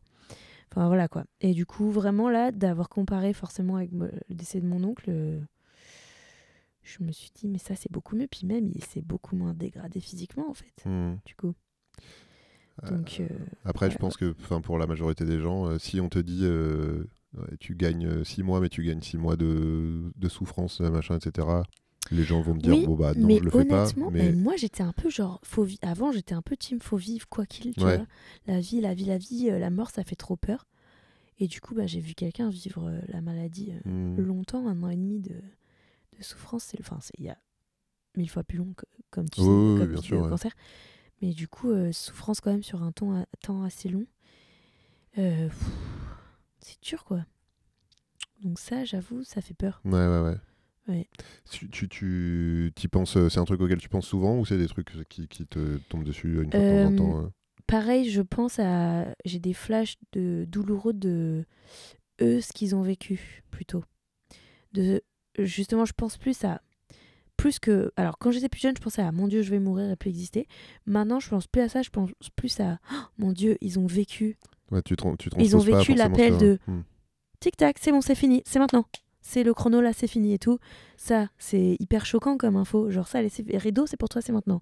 Ils ont vécu souffrir physiquement, ils ont vécu avoir peur en souffrance physiquement. Ma mère, à la fin, je me souviens, souffrir énormément physiquement et évidemment quand même dire ah là là, c'est long et en même temps, ça fait très peur. C'est horrible. Genre, t'es prisonnier dans un corps de souffrance et la seule issue, c'est de sauter. Dur, quoi. littéralement la solution qu'a choisi ma mère, de sauter, pour le coup. C'est vrai. Eh oui, mais je capte, hein. C'est pour ça que moi, à titre perso, je Je n'en ai jamais voulu. Tu vois, tu peux ressentir Ta mère, elle était de la... en chimio et tout, pareil Ouais, ma mère, elle était en chimio, mais et ma mère, elle dit était en... rideau. Non, après, ce qui est particulier, moi, c'est que ma mère était en rémission. Oui. Mais elle c'était les séquelles. Elle avait une hémiplégie qui était plutôt en progression aussi. Mais elle, c'était les séquelles, c'était se sentir diminué, alors que le cancer avait disparu pour le coup. Voilà, on peut pas, elle a fait son choix pour Exactement. elle. Et oui, effectivement, il faut penser aux gens qui restent, etc. Mais c'est très compliqué comme question. Ouais. C'est très compliqué. Ouais, Moi, je pense qu'avec ce truc de machin, j'ai l'impression que j'aurais trop peur de faire mal aux autres, donc je resterai pour eux. Mais quand il est facile à dire, quand il est pas. Exactement. C'est comme dire oui, moi si un jour je tombe sur ça dans la rue, je peux dire que moi j'interviens et tout. Oui, exactement. Tu y es pas. Là, tu réfléchis posé dans le cul dans ton canapé. C'est ça. Ouais. Du coup, toi, tu me dis que quand tu penses à ça, tu penses plus au vécu des autres, à ce qu'ils ont traversé, etc. Oui, j'ai des flashs de oh mon Dieu, ils ont vécu ça, c'est horrible. Ouais. Mais du coup, tu transposes pas forcément sur ton cas perso. Si, aussi, bien sûr. Là, du coup, je suis descendue en catastrophe en espérant voir mon oncle, mais c'était trop tard. Enfin, en gros, il est mort pendant que j'étais dans le train retour, bref. Et donc, pour être auprès de ma famille, bien sûr, après, je suis restée 3 jours et tout, machin. Donc, je suis allée voir le corps, ce que je fais pas forcément à chaque fois. Pour ma mère, je suis pas allée parce que je l'ai vu juste après son décès. Donc, je suis allée ranger la chambre et tout. Donc, je l'ai vu mort sur son lit mort et tout. Après des jours à lui tenir la main, attendre que... Voilà, donc j'avais bien l'image mortuaire, tu vois. Oui, puis c'est mieux. Voilà, et donc j'avais peur du corps quelques jours après, maquillé... J'avais peur de ça. Donc, je suis pas allée pour ma mère. Là, mon oncle, c'est arrivé hyper vite. Comme j'ai passé 3 jours avec ma famille, mais l'enterrement, c'était encore un peu après. Et moi, je leur ai dit, c'est mon seuil de supportabilité de ambiance de deuil avec les triggers de ma mère va être atteint. Et j'ai des dates de prévues pour mon spectacle. Je vais aller jouer. Je reste avec vous avant. Je vous aide à faire les démarches, les machins et tout. Mais du coup, pour l'enterrement qui tombe à une date de spectacle loin, je m'en vais, je vais aller jouer, ça va me faire du bien parce que ma coupe est pleine, et ce qu'ils ont très bien compris. Mais du coup, je me suis dit, je vais aller voir le corps de mon oncle parce que je serais ni à l'enterrement, ni j'ai eu le temps de le voir pour intégrer l'information. Donc du coup, j'avoue, le corps de quelqu'un que la dernière fois que tu l'as vu, il était bien vivant, là, il est mort devant toi déjà, c'est quand même intense. Et évidemment, ça te renvoie quand même, bien sûr, un jour c'est moi qui vais être étalé comme ça et tout, donc évidemment tu te prends la mort bien en face. Ça fait bien réfléchir à comment c'est tabou dans notre société, faut pas qu'on voit, faut pas qu'on en parle, on veut mourir seul. Mon oncle, il a fait un peu ce truc de, en gros, le mardi soir il commençait à avoir des alertes et tout le monde s'est affolé, et il a appelé tout le monde en disant mais non, pas du tout, tout va très bien. Il a grondé ma cousine, sa fille, qui a paniqué en disant tu fais chier, tout le monde va débouler et tout. En fait, lui, il a un peu fait le truc d'aller se cacher. Mais je pense même qu'il pensait un peu quand même. Il a un peu dit au téléphone à tout le monde c'est pas pour maintenant la mise en bière. Dimanche, il était mort, tu vois. Donc vraiment. Voilà. Et tu penses qu'à ce moment-là, il savait qu'il a fait ça pour je sais pas être vu Je suis pas sûre. Ouais. Non, je suis pas sûre qu'il savait. C'est le lendemain où vraiment ça s'est accéléré de malade et tout. Bon, bref. Terrible. Et 2 jours après, c'était soins intensifs et clac. C'est vrai que c'est fou. C'est foudroyant, fou, poumon. Cancer et poumon. Avec une chimiothérapie qu'il avait depuis longtemps parce qu'il avait une leucémie, mais ça faisait très longtemps qu'il vivait avec et tout, et que ça se passait bien a priori. Mais peut-être ça a accéléré la fatigue du coup, qu'il ait une chimio par-dessus ce truc, et une prise en charge catastrophique, honnêtement. Moi, j'avoue, le corps médical, très mauvaise expérience entre la maladie de ma mère et ça. Mais là, ça a été pareil. Il est allé aux urgences et on lui a dit on peut pas vous garder, monsieur. Il a été orienté vers des mauvaises urgences. Donc, sa femme l'a ramené chez lui, elle le porte à bout de bras et tout. Alors que voilà, et en fait, bref, quand il est arrivé aux soins, au truc du poumon, c'était déjà largement trop tard. Tu vois. Mais rentrer chez vous alors qu'il est dans cet état. C'est des trucs. C'est dur. Après, sinon, genre, vous allez rester dans le couloir avec votre morphine, sinon. Parle-nous autrement, en fait. Et il a appris qu'il était métastasé de partout entre la poire et le dessert. Voilà. C'est vraiment genre la maltraitance dans la violence que tu es déjà en train de subir. Je trouve ça horriblissime. C'est des trucs. C'est très dur, ça. Pas du tout pour trouver des excuses, mais c'est des trucs des prises en charge que tu rencontré très peu avant. Le fait que ça se dégrade à ce point-là dans les hôpitaux, qu'il y ait de moins en moins de monde pour soigner de plus en plus de gens, parce que la population vieillit. Mais dire, au fait, vous êtes métastasé comme ça, là, c'est ça, pardon, mais en fait... Non, mais bien sûr. Ma mère, on lui a fait la même, mais c'est horrible. Mais c'est horrible. C'est vraiment déshumanisé. Ça, c'est vraiment une violence partie là. Tu te sens vraiment violenté, tu vois. C'est atroce. Bref, donc on s'est retapé ça et tout. C'était génial. Que j'avais déjà eu avec ma mère. Bref.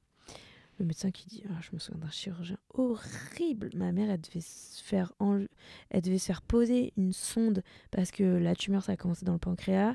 Donc ça lui a fait une jaunisse parce que ça a empêché la bile de s'écouler parce que ça appuie sur les évacuations là.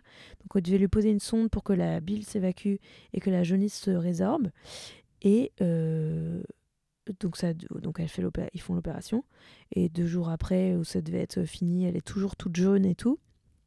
Et le chirurgien qui passe dans l'hôpital pour faire le tour des chambres et tout, vraiment, il ouvre la porte, il fait « Ah, vous êtes encore jaune ? Oh, je comprends pas, c'est un mystère, hein. Vous devez avoir une tumeur ailleurs. » Bam. Il referme la porte, donc nous, on est là. Quoi ? Le cancer s'est étendu et tout ?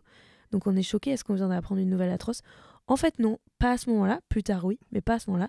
Il a juste pas bien posé la sonde. Voilà. Donc il a mal fait son travail. Et à la place, il a préféré nous annoncer une mauvaise nouvelle qui était fausse. Comme ça, hein, vraiment, genre comme ça. Horrible, horrible. Genre vraiment, lui, si je pouvais lui arracher les yeux, lui mettre dans sa bouche, lui arracher les couilles, lui mettre dans sa bouche et lui faire mâcher comme ça, je le ferais. Non mais vraiment, genre, je trouve c'est incroyable d'être maltraité comme ça, c'est de la maltraitance, tu vois. Et comme tu disais, oui, la maltraitance, c'est une forme de violence qui est en plus terrible parce que ça intervient dans des moments de grande vulnérabilité. Donc tu peux pas te défendre. Là, en slip sur son lit d'hôpital.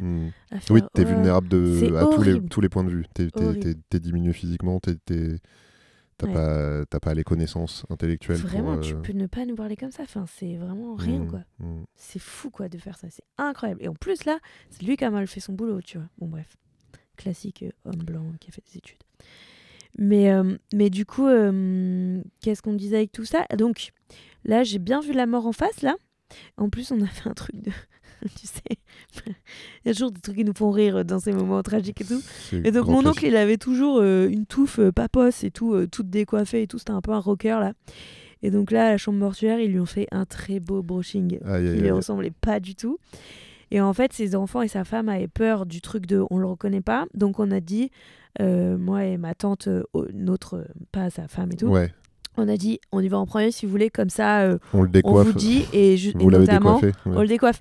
Et donc on arrive, donc on chiale et en même temps on rigole de le voir beaucoup trop clean, c'est pas du tout son style. Et donc j'ai fait, allez vas-y, je le décoiffe. Donc j'ai fait ça, et en même temps, j'ai touché sa peau toute froide. Ouais. Donc j'ai vraiment touché la mort, tu vois. Et ça, voilà. Je regrette pas du tout et tout, c'était trop important de le faire, tu vois. Genre, mais triste de pas le faire. Mais donc vraiment, voilà. Mais contact de la mort, quoi. C'est un truc avec terrible. Quelqu'un que j'aime, et machin, tu vois. Ouais. Le truc, en fait, c'est que moi, des morts, j'en ai manipulé pas mal, que ce soit à l'hôpital, essentiellement à l'hôpital, tu vois. Mais j'ai déjà... au SAMU, je suis déjà intervenu sur des gens qui étaient décédés depuis plusieurs heures, machin, etc. Donc effectivement, oui, il y a le sang circule plus, donc la température baisse, la température du corps, etc. Mais ça reste température ambiante, entre guillemets, tu vois. Donc c'est froid pour un corps, mais c'est pas...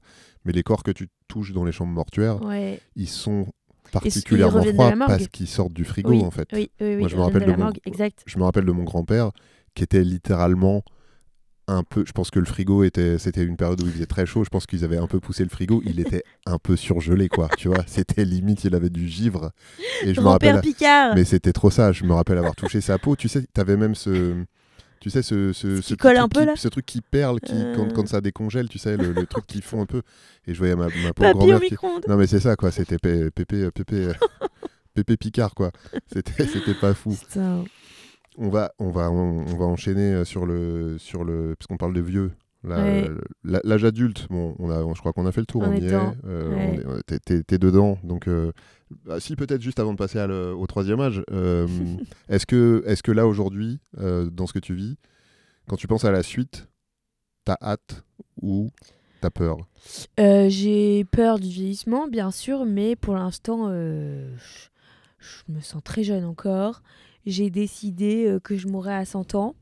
C'est totalement faux, bien sûr. Enfin, il y a peu de chances que ça arrive vu les statistiques, mais non, mais on s'en fout en fait. Je me suis juste dit, c'est sympa de se dire 100 ans, c'est bien. Et en fait, je me suis dit, pour mes 35 ans, non 36, je sais plus, j'ai eu un petit coup de dis donc, en théorie, j'approche de la moitié. Ça fait un peu chier. Et en fait, je me suis refait dans ma tête tout ce que j'avais fait depuis que je suis dans l'âge adulte, donc depuis que je suis partie de la maison. Et je me suis dit, putain, mais j'ai fait ça. Donc en gros, à mes 36 ans, ça faisait 17 ans de temps de vie. Et je me suis dit, mais c'est passé tellement de trucs. J'ai changé 3 fois de métier. J'ai fait ça. J'ai cru 3 fois que j'avais rencontré l'amour de ma vie. J'ai changé de ville 3 fois aussi. J'ai tellement voyagé. J'ai fait trop de trucs. C'est incroyable que j'aurais jamais imaginé faire. Je me suis dit, mais là, à 17 ans, bon, si tout va bien, je touche du bois et tout. Mais je vais le vivre encore plein de fois. Il va se passer tellement de choses. Donc je me suis dit, c'est trop bien. Il va se passer encore plein de trucs. Je suis hyper excitée. Je me suis dit, psychologiquement, je vais dire que 100, c'est la moitié. Et comme ça, 50, 100 c'est mon âge, comme ça, je suis pas encore à la moitié, ça sera 50. Et à 50, on se dira, bah là, franchement, on a fait. Je me dis, c'est cool d'avoir fait tout ce trajet, il s'est passé énormément de trucs, il reste encore tout ça. Et on va tranquillement. Enfin, tu vois, genre.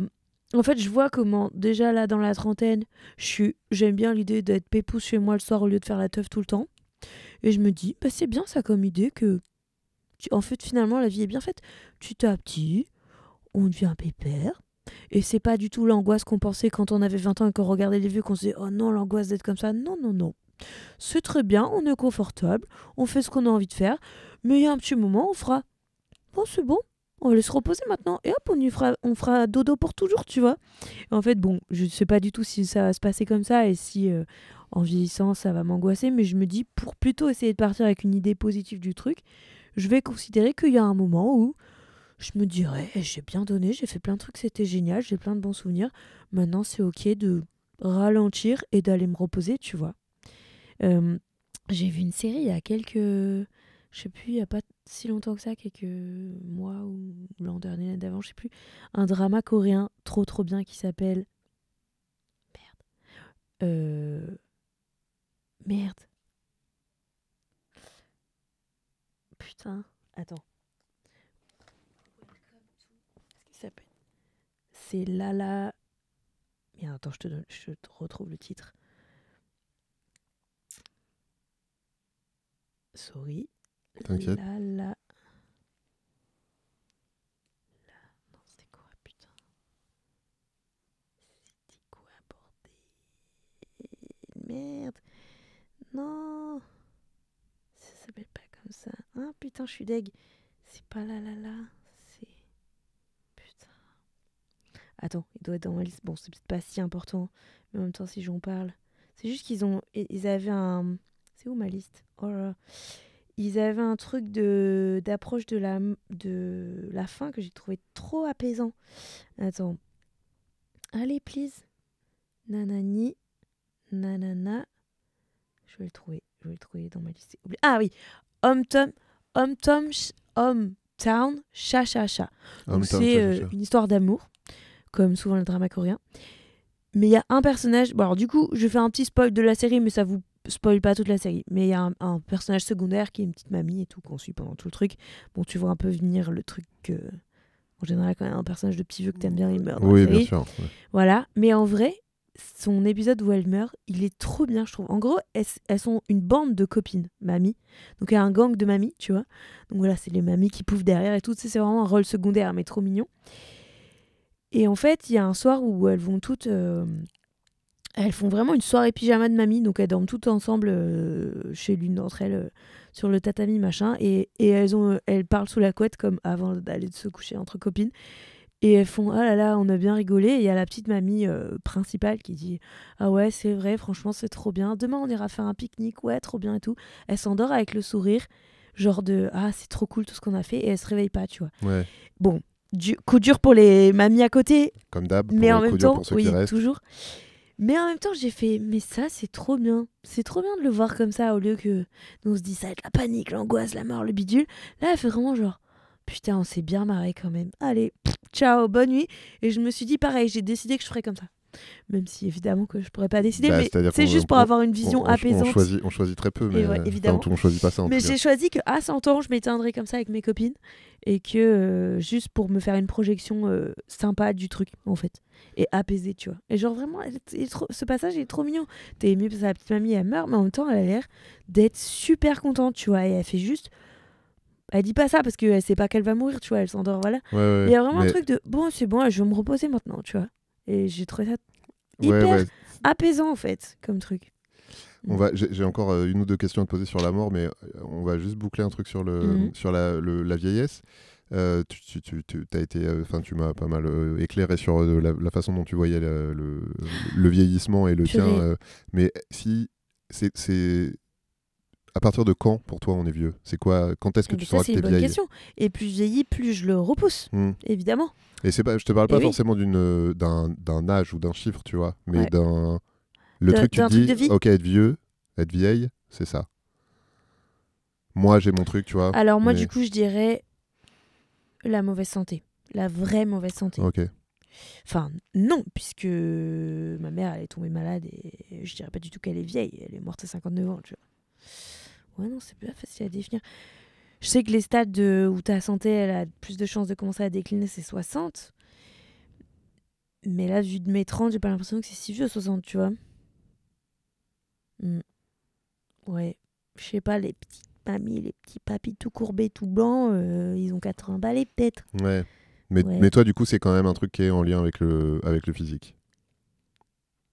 C'est la maladie. Avec le physique, avec tes capacités, quoi. Capacité, ouais. Donc c'est les trucs qui déclinent. C'est quand le. Ouais. Ok.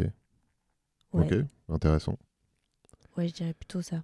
Ok, le déclin. Parce qu'en plus, moi, je me sens jeune aussi du fait que je fais plus jeune que mon âge. Du coup, j'ai l'impression d'être immortelle. Peut-être tu l'es. Hein. Peut-être tu le seras. Je vais jusqu'à 100 ans. Je dirais pas que j'ai presque 38 ans, donc... Et en plus, j'ai même fait des tests de fertilité il y a quelques temps pour voir où j'en étais et j'avais masse de marge, donc j'ai jamais été aussi sportive que maintenant de toute ma life. Je me considère pour la première fois de ma vie comme sportive en ce moment. Et je cours de fou, tu vois, comme j'ai jamais couru et tout. Et du coup, j'ai l'impression d'être bien plus en forme que notre période, donc en ce moment, je me sens très jeune. Bah après, ça fait sens, hein, vu que toi tu lis ça. Ouais. Le fait d'être vieux, oui, avec c'est vrai. le fait Toi, tu le lis à quoi? Moi, je le lis plus un état d'esprit. Ouais. Pour moi, t'es vieux quand tu commences à dire des trucs genre c'était mieux avant, mais pas que sur les jeunes, machin, blabla, etc. Mais sur ma vie était mieux avant. Pour moi, t'es vieux quand t'es tourné vers le passé. Quand ta vie elle est derrière toi et que t'as plus envie, t'as plus hâte de la suite, quoi. Quand la suite pour toi c'est pas bête. Pas bête. Tant que t'as des projets, tant que t'as des envies, tant que t'as des trucs qui t'attendent en face et que tu te réjouis, tant que t'as de l'espoir que demain ça va être cool. Le club d'échecs demain. Ouais, mais rien que ça, tu vois. Pas grave, bien sûr. Mais j'ai oublié de dire un truc de maladie qui pèse sur ma famille, c'est que quand même ma grand-mère a eu Alzheimer, ma grand-mère paternelle. Et alors ça, c'est pas marrant ça. Bah ça c'est un truc et c'est héréditaire. Ouais. I know. Mais ça c'est pas rigolo du tout. Ça c'est un truc qui te fait peur. Ça fait très peur ça. Ouais. Parce que vivre jusqu'à 100 ans, mais non, si les 20 dernières années c'est avec Alzheimer, moins tentant. Non. Et ben, c'est encore plus pour l'entourage là. Ça c'est horrible. Avoir à charger une personne comme ça, c'est l'enfer quoi. Ouais. Mais ça aussi, le moment où tu comprends que t'as ça fait... C'est dur ça. Je pense quand tu captes. Parce qu'au début, tu commences juste à faire des erreurs, à capter que t'es plus très fonctionnel, mais t'as encore toute ta tête et tout. Ça, c'est violent. Oui, bah, la conscience de ton... L'avantage du déclin des fonctions cognitives, c'est que quand t'es complètement... Encore que les personnes qui ont Alzheimer ont parfois des espèces d'éclairs de lucidité où ils se rendent compte de leur état et souvent ça se voit parce qu'ils sont soit paniqués, soit très tristes, soit... C'est très dur. Mais t'as aussi toute la période avant où tu sens que petit à petit c'est en train de partir Ouais, les maladies où tu te dégrades comme ça, en effet, ça pose la question de est-ce qu'on n'écourte pas plus vite avant d'être un légume, et il y a des gens qui font ce choix. Ouais. L'euthanasie, c'est vrai qu'on a survolé le truc, et là, c'est pas complètement le sujet, mais clairement... Ah ouais, là, si j'ai ça... Bon, après, c'est quand le moment où tu dis, allez, là, c'est déjà trop, j'y vais, je sais pas. Ouais. Mais et puis peut-être que quand tu as plus toutes tes capacités, c'est trop tard quand tu peux plus c'est ça, le moment dire ok je veux y aller, et que les médecins ils sachent que c'est vraiment toi qui veux y aller, pas ton entourage qui dit machin. C'est très compliqué comme question. Mais ça fait peur, ouais. Ou tu vois, je sais pas, les gens qui ont Parkinson ou, toutes les maladies neurodégénératives, ça fait très longtemps qu'on parle. Oui, on arrive de toute façon à la fin, littéralement, de ta timeline, à savoir la mort. On en a déjà pas mal parlé sur le fait que, globalement, tu dirais, on va faire des trucs très pragmatiques comme ça. Tu dirais que tu y penses combien de fois par mois? Alors maintenant, plus du tout. Ouais. Quand j'étais enfant, tous les soirs avant de me coucher. Il y a eu un moment, je me souviens, où aussi t'as eu des gros moments d'angoisse de mort. La guerre en Ukraine. Et voilà, alors, un peu différent, genre en gros, là j'ai peur d'une menace imminente, mais c'était typiquement les pensées obsessionnelles qui venaient me... Mais c'est pas tout à fait le même... Je sais pas comment dire. C'est pas tout à fait la même crainte. En gros, c'est la crainte de tout à coup, c'est l'apocalypse. C'est un peu différent de quand j'étais petite. Je pensais vraiment mais il y a un moment où je vais plus penser, en fait. Ouais. Genre l'idée de l'inconscience. C'était ça qui te faisait peur, c'était le côté le fait de... Mais du coup, l'inconscience, ouais, ça plus être... parce que t'as des gens, c'est la peur de... Enfin, pas comprendre ce qui se passe après, ou juste la peur du vide. La peur du vide. Du pour néant. moi, j'ai grandi dans une famille athée, machin, donc on m'a toujours dit il n'y a rien derrière. Donc, l'idée qu'un moment, parce que ton cerveau, il peut pas penser, puisqu'il peut pas penser le monde sans toi, ça me frisait le cerveau. Maintenant, plus trop ça, par exemple, tu vois. Mais pendant longtemps, même juste l'idée d'aller faire une anesthésie générale et tout, cette idée qu'il me manque un bout, pas du tout. Ouais, donc c'était vraiment ça, c'était la perte de... Ouais, il manque un morceau, l'inconscience. Ouais. Et j'essayais du coup de beaucoup penser à ce qu'on dit généralement par rapport à ça, c'est l'avant ta naissance te fait pas peur. Non, pas du tout. Donc j'essayais de penser à ça, tu vois. Astucieux. Ouais, mais bon, ça marche pas toujours. Ça marche pas tout le temps, ouais. Non, maintenant j'ai plus peur de est-ce qu'on va souffrir, est-ce que machin, est-ce que bidule. Mais parce que tu as l'impression que c'est lié avec ta propre expérience de la mort de tes proches, de dire c'est pas la mort, le problème c'est tout ce qu'il y a avant. J'ai eu un mini truc de me dire imagine là mon oncle et en fait par une magie du Saint-Esprit il nous entend en fait, juste il peut pas bouger, mais ça fait peur. Je me suis dit et donc si on va à l'incinération, est-ce qu'il faut se faire incinérer ou pas du tout? La conscience qui survit au corps. Qui survivrait pas du coup, ou j'en sais rien. Non, mais qui continue à continue à exister après. Enfermé dans le corps. Bon, je crois pas trop à ça, mais des fois je me dis, imagine. Scientifiquement, ça tient pas la route. Tout le monde, ça tient pas la route. Bah non. Ça me va très bien. Mais imagine, t'entends tout le monde pleurer, t'entends. Oui, non, c'est... Ça m'arrange beaucoup si on n'est plus... Pas fou, si pas ouf. En vrai, maintenant, je pense à l'inverse. Je pense à, imagine l'éternité, mais quelle angoisse. Ça fait plus peur que se reposer à un moment, tu vois. Ouais, l'éternité, si tu peux pas... Si c'est obligé. Forever. Des fois, j'ai des pensées qui sont peut-être un peu sombres, mais des fois, j'ai un truc de... heureusement que ça s'arrête quand même. Ouais, heureusement qu'à un moment, ça s'arrête. Ouais. J'ai pas du tout de pulsion suicidaire. Je suis pas du tout comme ça. Au contraire, j'ai assez peur de la mort, donc. Mais de temps en temps, j'ai un truc de fatigue et de... c'est pas pour toujours. J'entends. C'est peut-être pas plus mal. On va finir avec... J'ai trois questions hyper rapides à te poser sur l'après. Et après, j'en aurai une toute dernière, mais qui sera pas en lien avec ça.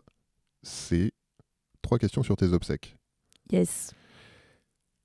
Première question, on t'habille comment pour tes obsèques? Ah purée. On m'habille avec ma tenue préférée du moment. De quand je rêvais, je sais pas encore laquelle ce sera, mais avec un truc qui te ressemble et qui te plaît. Pourquoi toi tu vas mettre un truc funky? Non, drag queen. Mettez-moi en drag queen pour moi.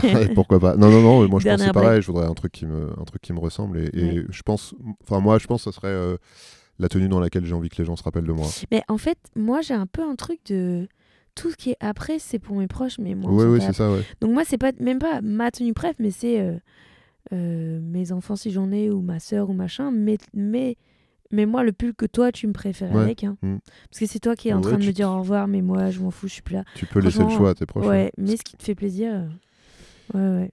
Pareil pour tout. C'est la pareil chanson. Pour même où être. Hein. Ouais. La chanson, si... Ah putain, tu sais que j'ai enterré une tante qui a eu un cancer du sein et elle a fait ce truc de nous écrire une lettre qu'on a lue à l'enterrement. Ah waouh. Ah oui, vous l'avez lu. C'est pas, elle l'a pas enregistré avec sa voix. Parce que... Non. Eh ben dis donc, j'ai un doute. Tu sais comment t'as effacé ces moments ouais. Non, c'est quelqu'un qui a lu la lettre. C'est intense déjà quand même. En fait, moi c'est pareil, j'ai toujours ce truc, ça me tourne un peu la tête de me dire, oh la personne, elle a vécu ce moment où c'est horrible pour elle. Elle a écrit ce truc de... Mais bon, c'était sans doute pas horrible, sinon elle l'aurait pas fait. Elle devait avoir envie d'écrire ce truc, tu vois. Mais ça me renvoie un truc d'empathie de, mon Dieu, c'est horrible qu'elle s'est infligé ça. Non, elle se l'est pas infligé, elle a voulu le faire, tu vois.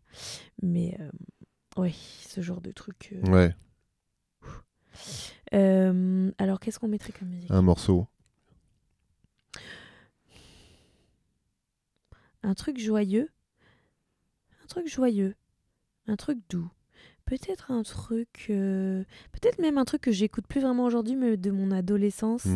Parce que moi, maintenant, ça me fait une Madeleine de Proust, mais on dira, putain, on écoutait ça, justement, je sais pas, Could You Be Loved de Bob Marley ou un truc comme ça, tu vois. T'as aussi ce truc-là de, encore une fois, penser aux gens qui restent. Moi, je sais que j'ai pas mal de chansons qui ont été flinguées par des obsèques, tu vois. Ah oui. Ouais. Peut plus jamais l'entendre sans penser à ce moment-là. On pourrait mettre Allumer le feu, c'est rigolo si on a. Si c'est une crémation, ce qui amène à la chanson. Ouais, il paraît, ouais. C'est drôle en vrai. Ce qui amène à la question suivante, qu'est-ce qu'on fait de ton corps après ? Bah écoute, je pense plutôt être incinéré parce que dans un souci écologique, à mon avis, c'est quand même la chose à faire. Mais j'ai cette petite voix en moi qui fait et si ton âme elle est dans le corps et tu la brûles et tout, je sais pas, mais ça n'a pas de sens, c'est une mini superstition, tu vois. Mais et à l'inverse, l'idée que ton corps il pourrisse très longtemps enfermé dans une boîte là, pas génial. Voilà, donc écologiquement parlant, pour pas prendre de place et tout, let's go l'incinération. Ouais, crémation. Et après en plus tu peux faire des trucs des trucs cool avec les cendres. Hein. Bah ouais, mais toi t'as fait ça pour tes parents ? Non, pas du tout. Moi, ils ont été incinérés ou ils sont enterrés ? Les deux. Ouais. Enfin, mon père a été... c'est 2 crémations. Mon père, on a été, dans toute illégalité, disperser ses cendres dans la forêt. C'est interdit, non ? Non, c'est pas interdit. Il faut juste se signaler en mairie. Il faut dire, on va disperser les cendres à tel endroit. Est-ce que c'est OK ? Oui, c'est OK. Mais juste, il faut que l'État sache où sont les cendres. Ouais, et donc... et ma mère... non, on l'a pas fait. On a été dispersé en forêt. Et une grosse partie sur nos pompes. Oui, il y a toujours un peu des scènes de... Côté Big Lebowski, ouais. J'ai une pote qui m'a raconté comment elle a jeté son père au vent et... c'est pris dans la bouche, là. Oh. Il y a un truc sur TikTok en ce moment, exactement comme ça, où vraiment la meuf vide les cendres dans la mer et elle dit « Ah, ça y est, enfin mon papy retourne dans la mer qu'il aimait tant. » Et tu vois vraiment tout le vent qui l'emmène sur la plage et t'as tous les commentaires en dessous, hélas, cruellement drôle.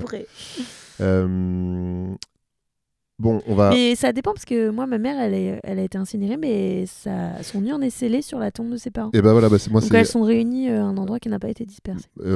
Alors moi, en fait, c'est même au-delà de ça, c'est comme ma grand-mère a suivi ma mère de quelques semaines. L'urne de ma mère est dans la tombe avec avec sa mère du coup. Donc elle est à la fois incinérée et enterrée. Ok. Voilà. Ah, moi elle est posée dessus. Elle est scellée sur la tombe. On arrive à la fin de ce podcast. On est dans le deep et on va essayer de pas rester sur un truc qui plombe trop l'ambiance. Je vais te demander, avant de te dire au revoir, un petit truc, un petit tips que tu peux partager avec les gens qui nous écoutent. En gros, c'est nous donner un truc que tu fais, toi, quand t'as envie d'aller bien ou quand t'as besoin d'aller bien. Est-ce qu'il y a un truc qui marche à tous les coups ? J'ai différents trucs pour différents besoins de réponse. Mais je vois des amis. D'ailleurs, tu fais partie des amis que j'appelle pour faire. Besoin de boire un coup. Ça, c'est une très mauvaise chose, mais quand même, l'alcool, ça me pèse. Très mauvaise chose, ça aussi, c'est l'autre truc dont c'est mon dos actuel de... Je bois pas du tout forcément trop, mais... Enfin, c'est déjà trop régulé, donc c'est déjà trop. Mais c'est encore un réflexe, soit de récompense, soit notamment d'apaisement de l'anxiété. Donc ça, c'est chiant, là, par exemple, typiquement. Après ce tourbillon de deuil autour de mon oncle et tout, et où en plus, il y avait ce truc où on était tout le temps plein ensemble, à chialer, à bidule et tout. J'ai dormi avec ma cousine parce qu'on était plein dans la maison, donc il fallait partager les lits et tout. Je déteste ça. Je suis rentrée chez moi après ça. J'avais une nuit chez moi avant de partir le lendemain pour le spectacle. Je suis rentrée chez moi. Je me suis pris une petite bouteille et j'ai siroté mon petit rosé en mode je pleure tranquillement, je me détends, je suis toute seule chez moi et je fais de la place à mes émotions. C'était un trop bon moment. Désolée. Après, tu peux C'était malheureusement un trop bon moment. Ça peut être un excellent tip, même en enlevant le rosé. Hein. Oui, te dire quand t'as besoin, tu te retrouves toute seule chez toi, tu laisses libre cours à tes émotions. Oui. La solitude me fait du bien. Je médite, donc ça c'est un cool truc. Et maintenant donc le sport. J'espère que justement le sport, qui commence à être à un niveau plus intense que ce que je faisais avant, il me permet de me débarrasser de l'alcool pour régler ces moments. Et notamment parce que comme je commence à courir beaucoup, quand t'as bu, t'es trop fatigué, t'es moins performant et tout. Donc je commence à toucher ça du doigt et je me dis ça va peut-être être mon truc pour mettre en place d'autres rituels que celui de prendre un verre pour se détendre. Ça me paraît pas mal. Méditation, c'est mon prochain sport. dossier aussi. Nice. Ouais. Prochain dos. Grave. Eh ben écoute Manon, merci beaucoup. Juste avant de te dire au revoir, qu'est-ce que je peux te souhaiter ? Je te souhaite quoi pour le futur immédiat ? Pour le futur immédiat, tu peux me souhaiter que toutes les dates du spectacle soient remplies. Voilà, la passe D. Tu l'as vu la passe D ou pas ? Ouais, bien joué. Bien joué. Et pour l'instant, ça se passe pas mal d'ailleurs. Il y en a que je remplis last minute et il y en a très longtemps avant. Mais tu joues jusqu'à quand là ?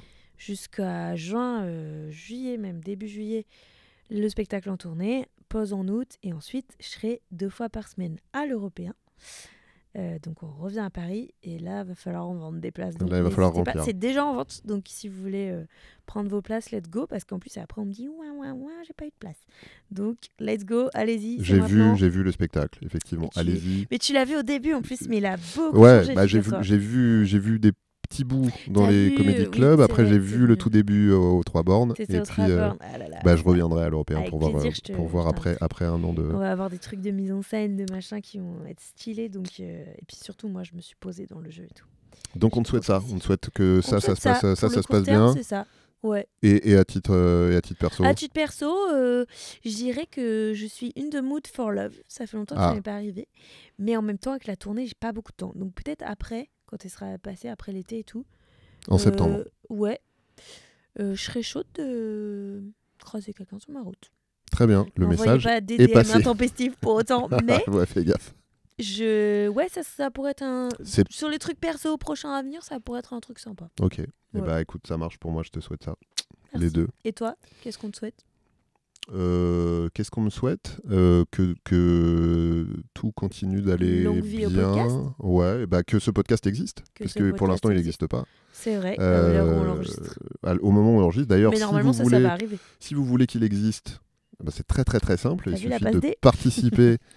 Il suffit de participer au financement participatif, dont une des options, c'est de faire exister ce podcast. Pour ça, rendez-vous sur jmnl.co, J comme Julien, MNL comme Méniel sans les voyelles, .co comme sans le M. C'est beaucoup trop compliqué, jmnl.co. Parfait. T'as un site et tout. Bah ouais. Allez. Je me suis dit, c'est classe. Tant qu'à faire. Merci beaucoup Manon. Merci à toi. Trop contente d'avoir fait le pilote. Je suis honorée. Merci madame la présidente d'honneur. Et on te souhaite tout ça. Ça sera sur ma pierre tombale, allez. Voilà. Bisous. Ciao. Putain, je douille un peu là. Je me suis fait retirer 2 kystes en haut des cuisses là. Pas au cul, mais vraiment juste au pli, tu sais, entre la cuisse et la fesse là. Ça peut t'empêcher de marcher, ça marcher ça va, mais par contre... quand tu t'assois, assis, mon pauvre. Quel enfer. Kyste au cul. Kyste au cul.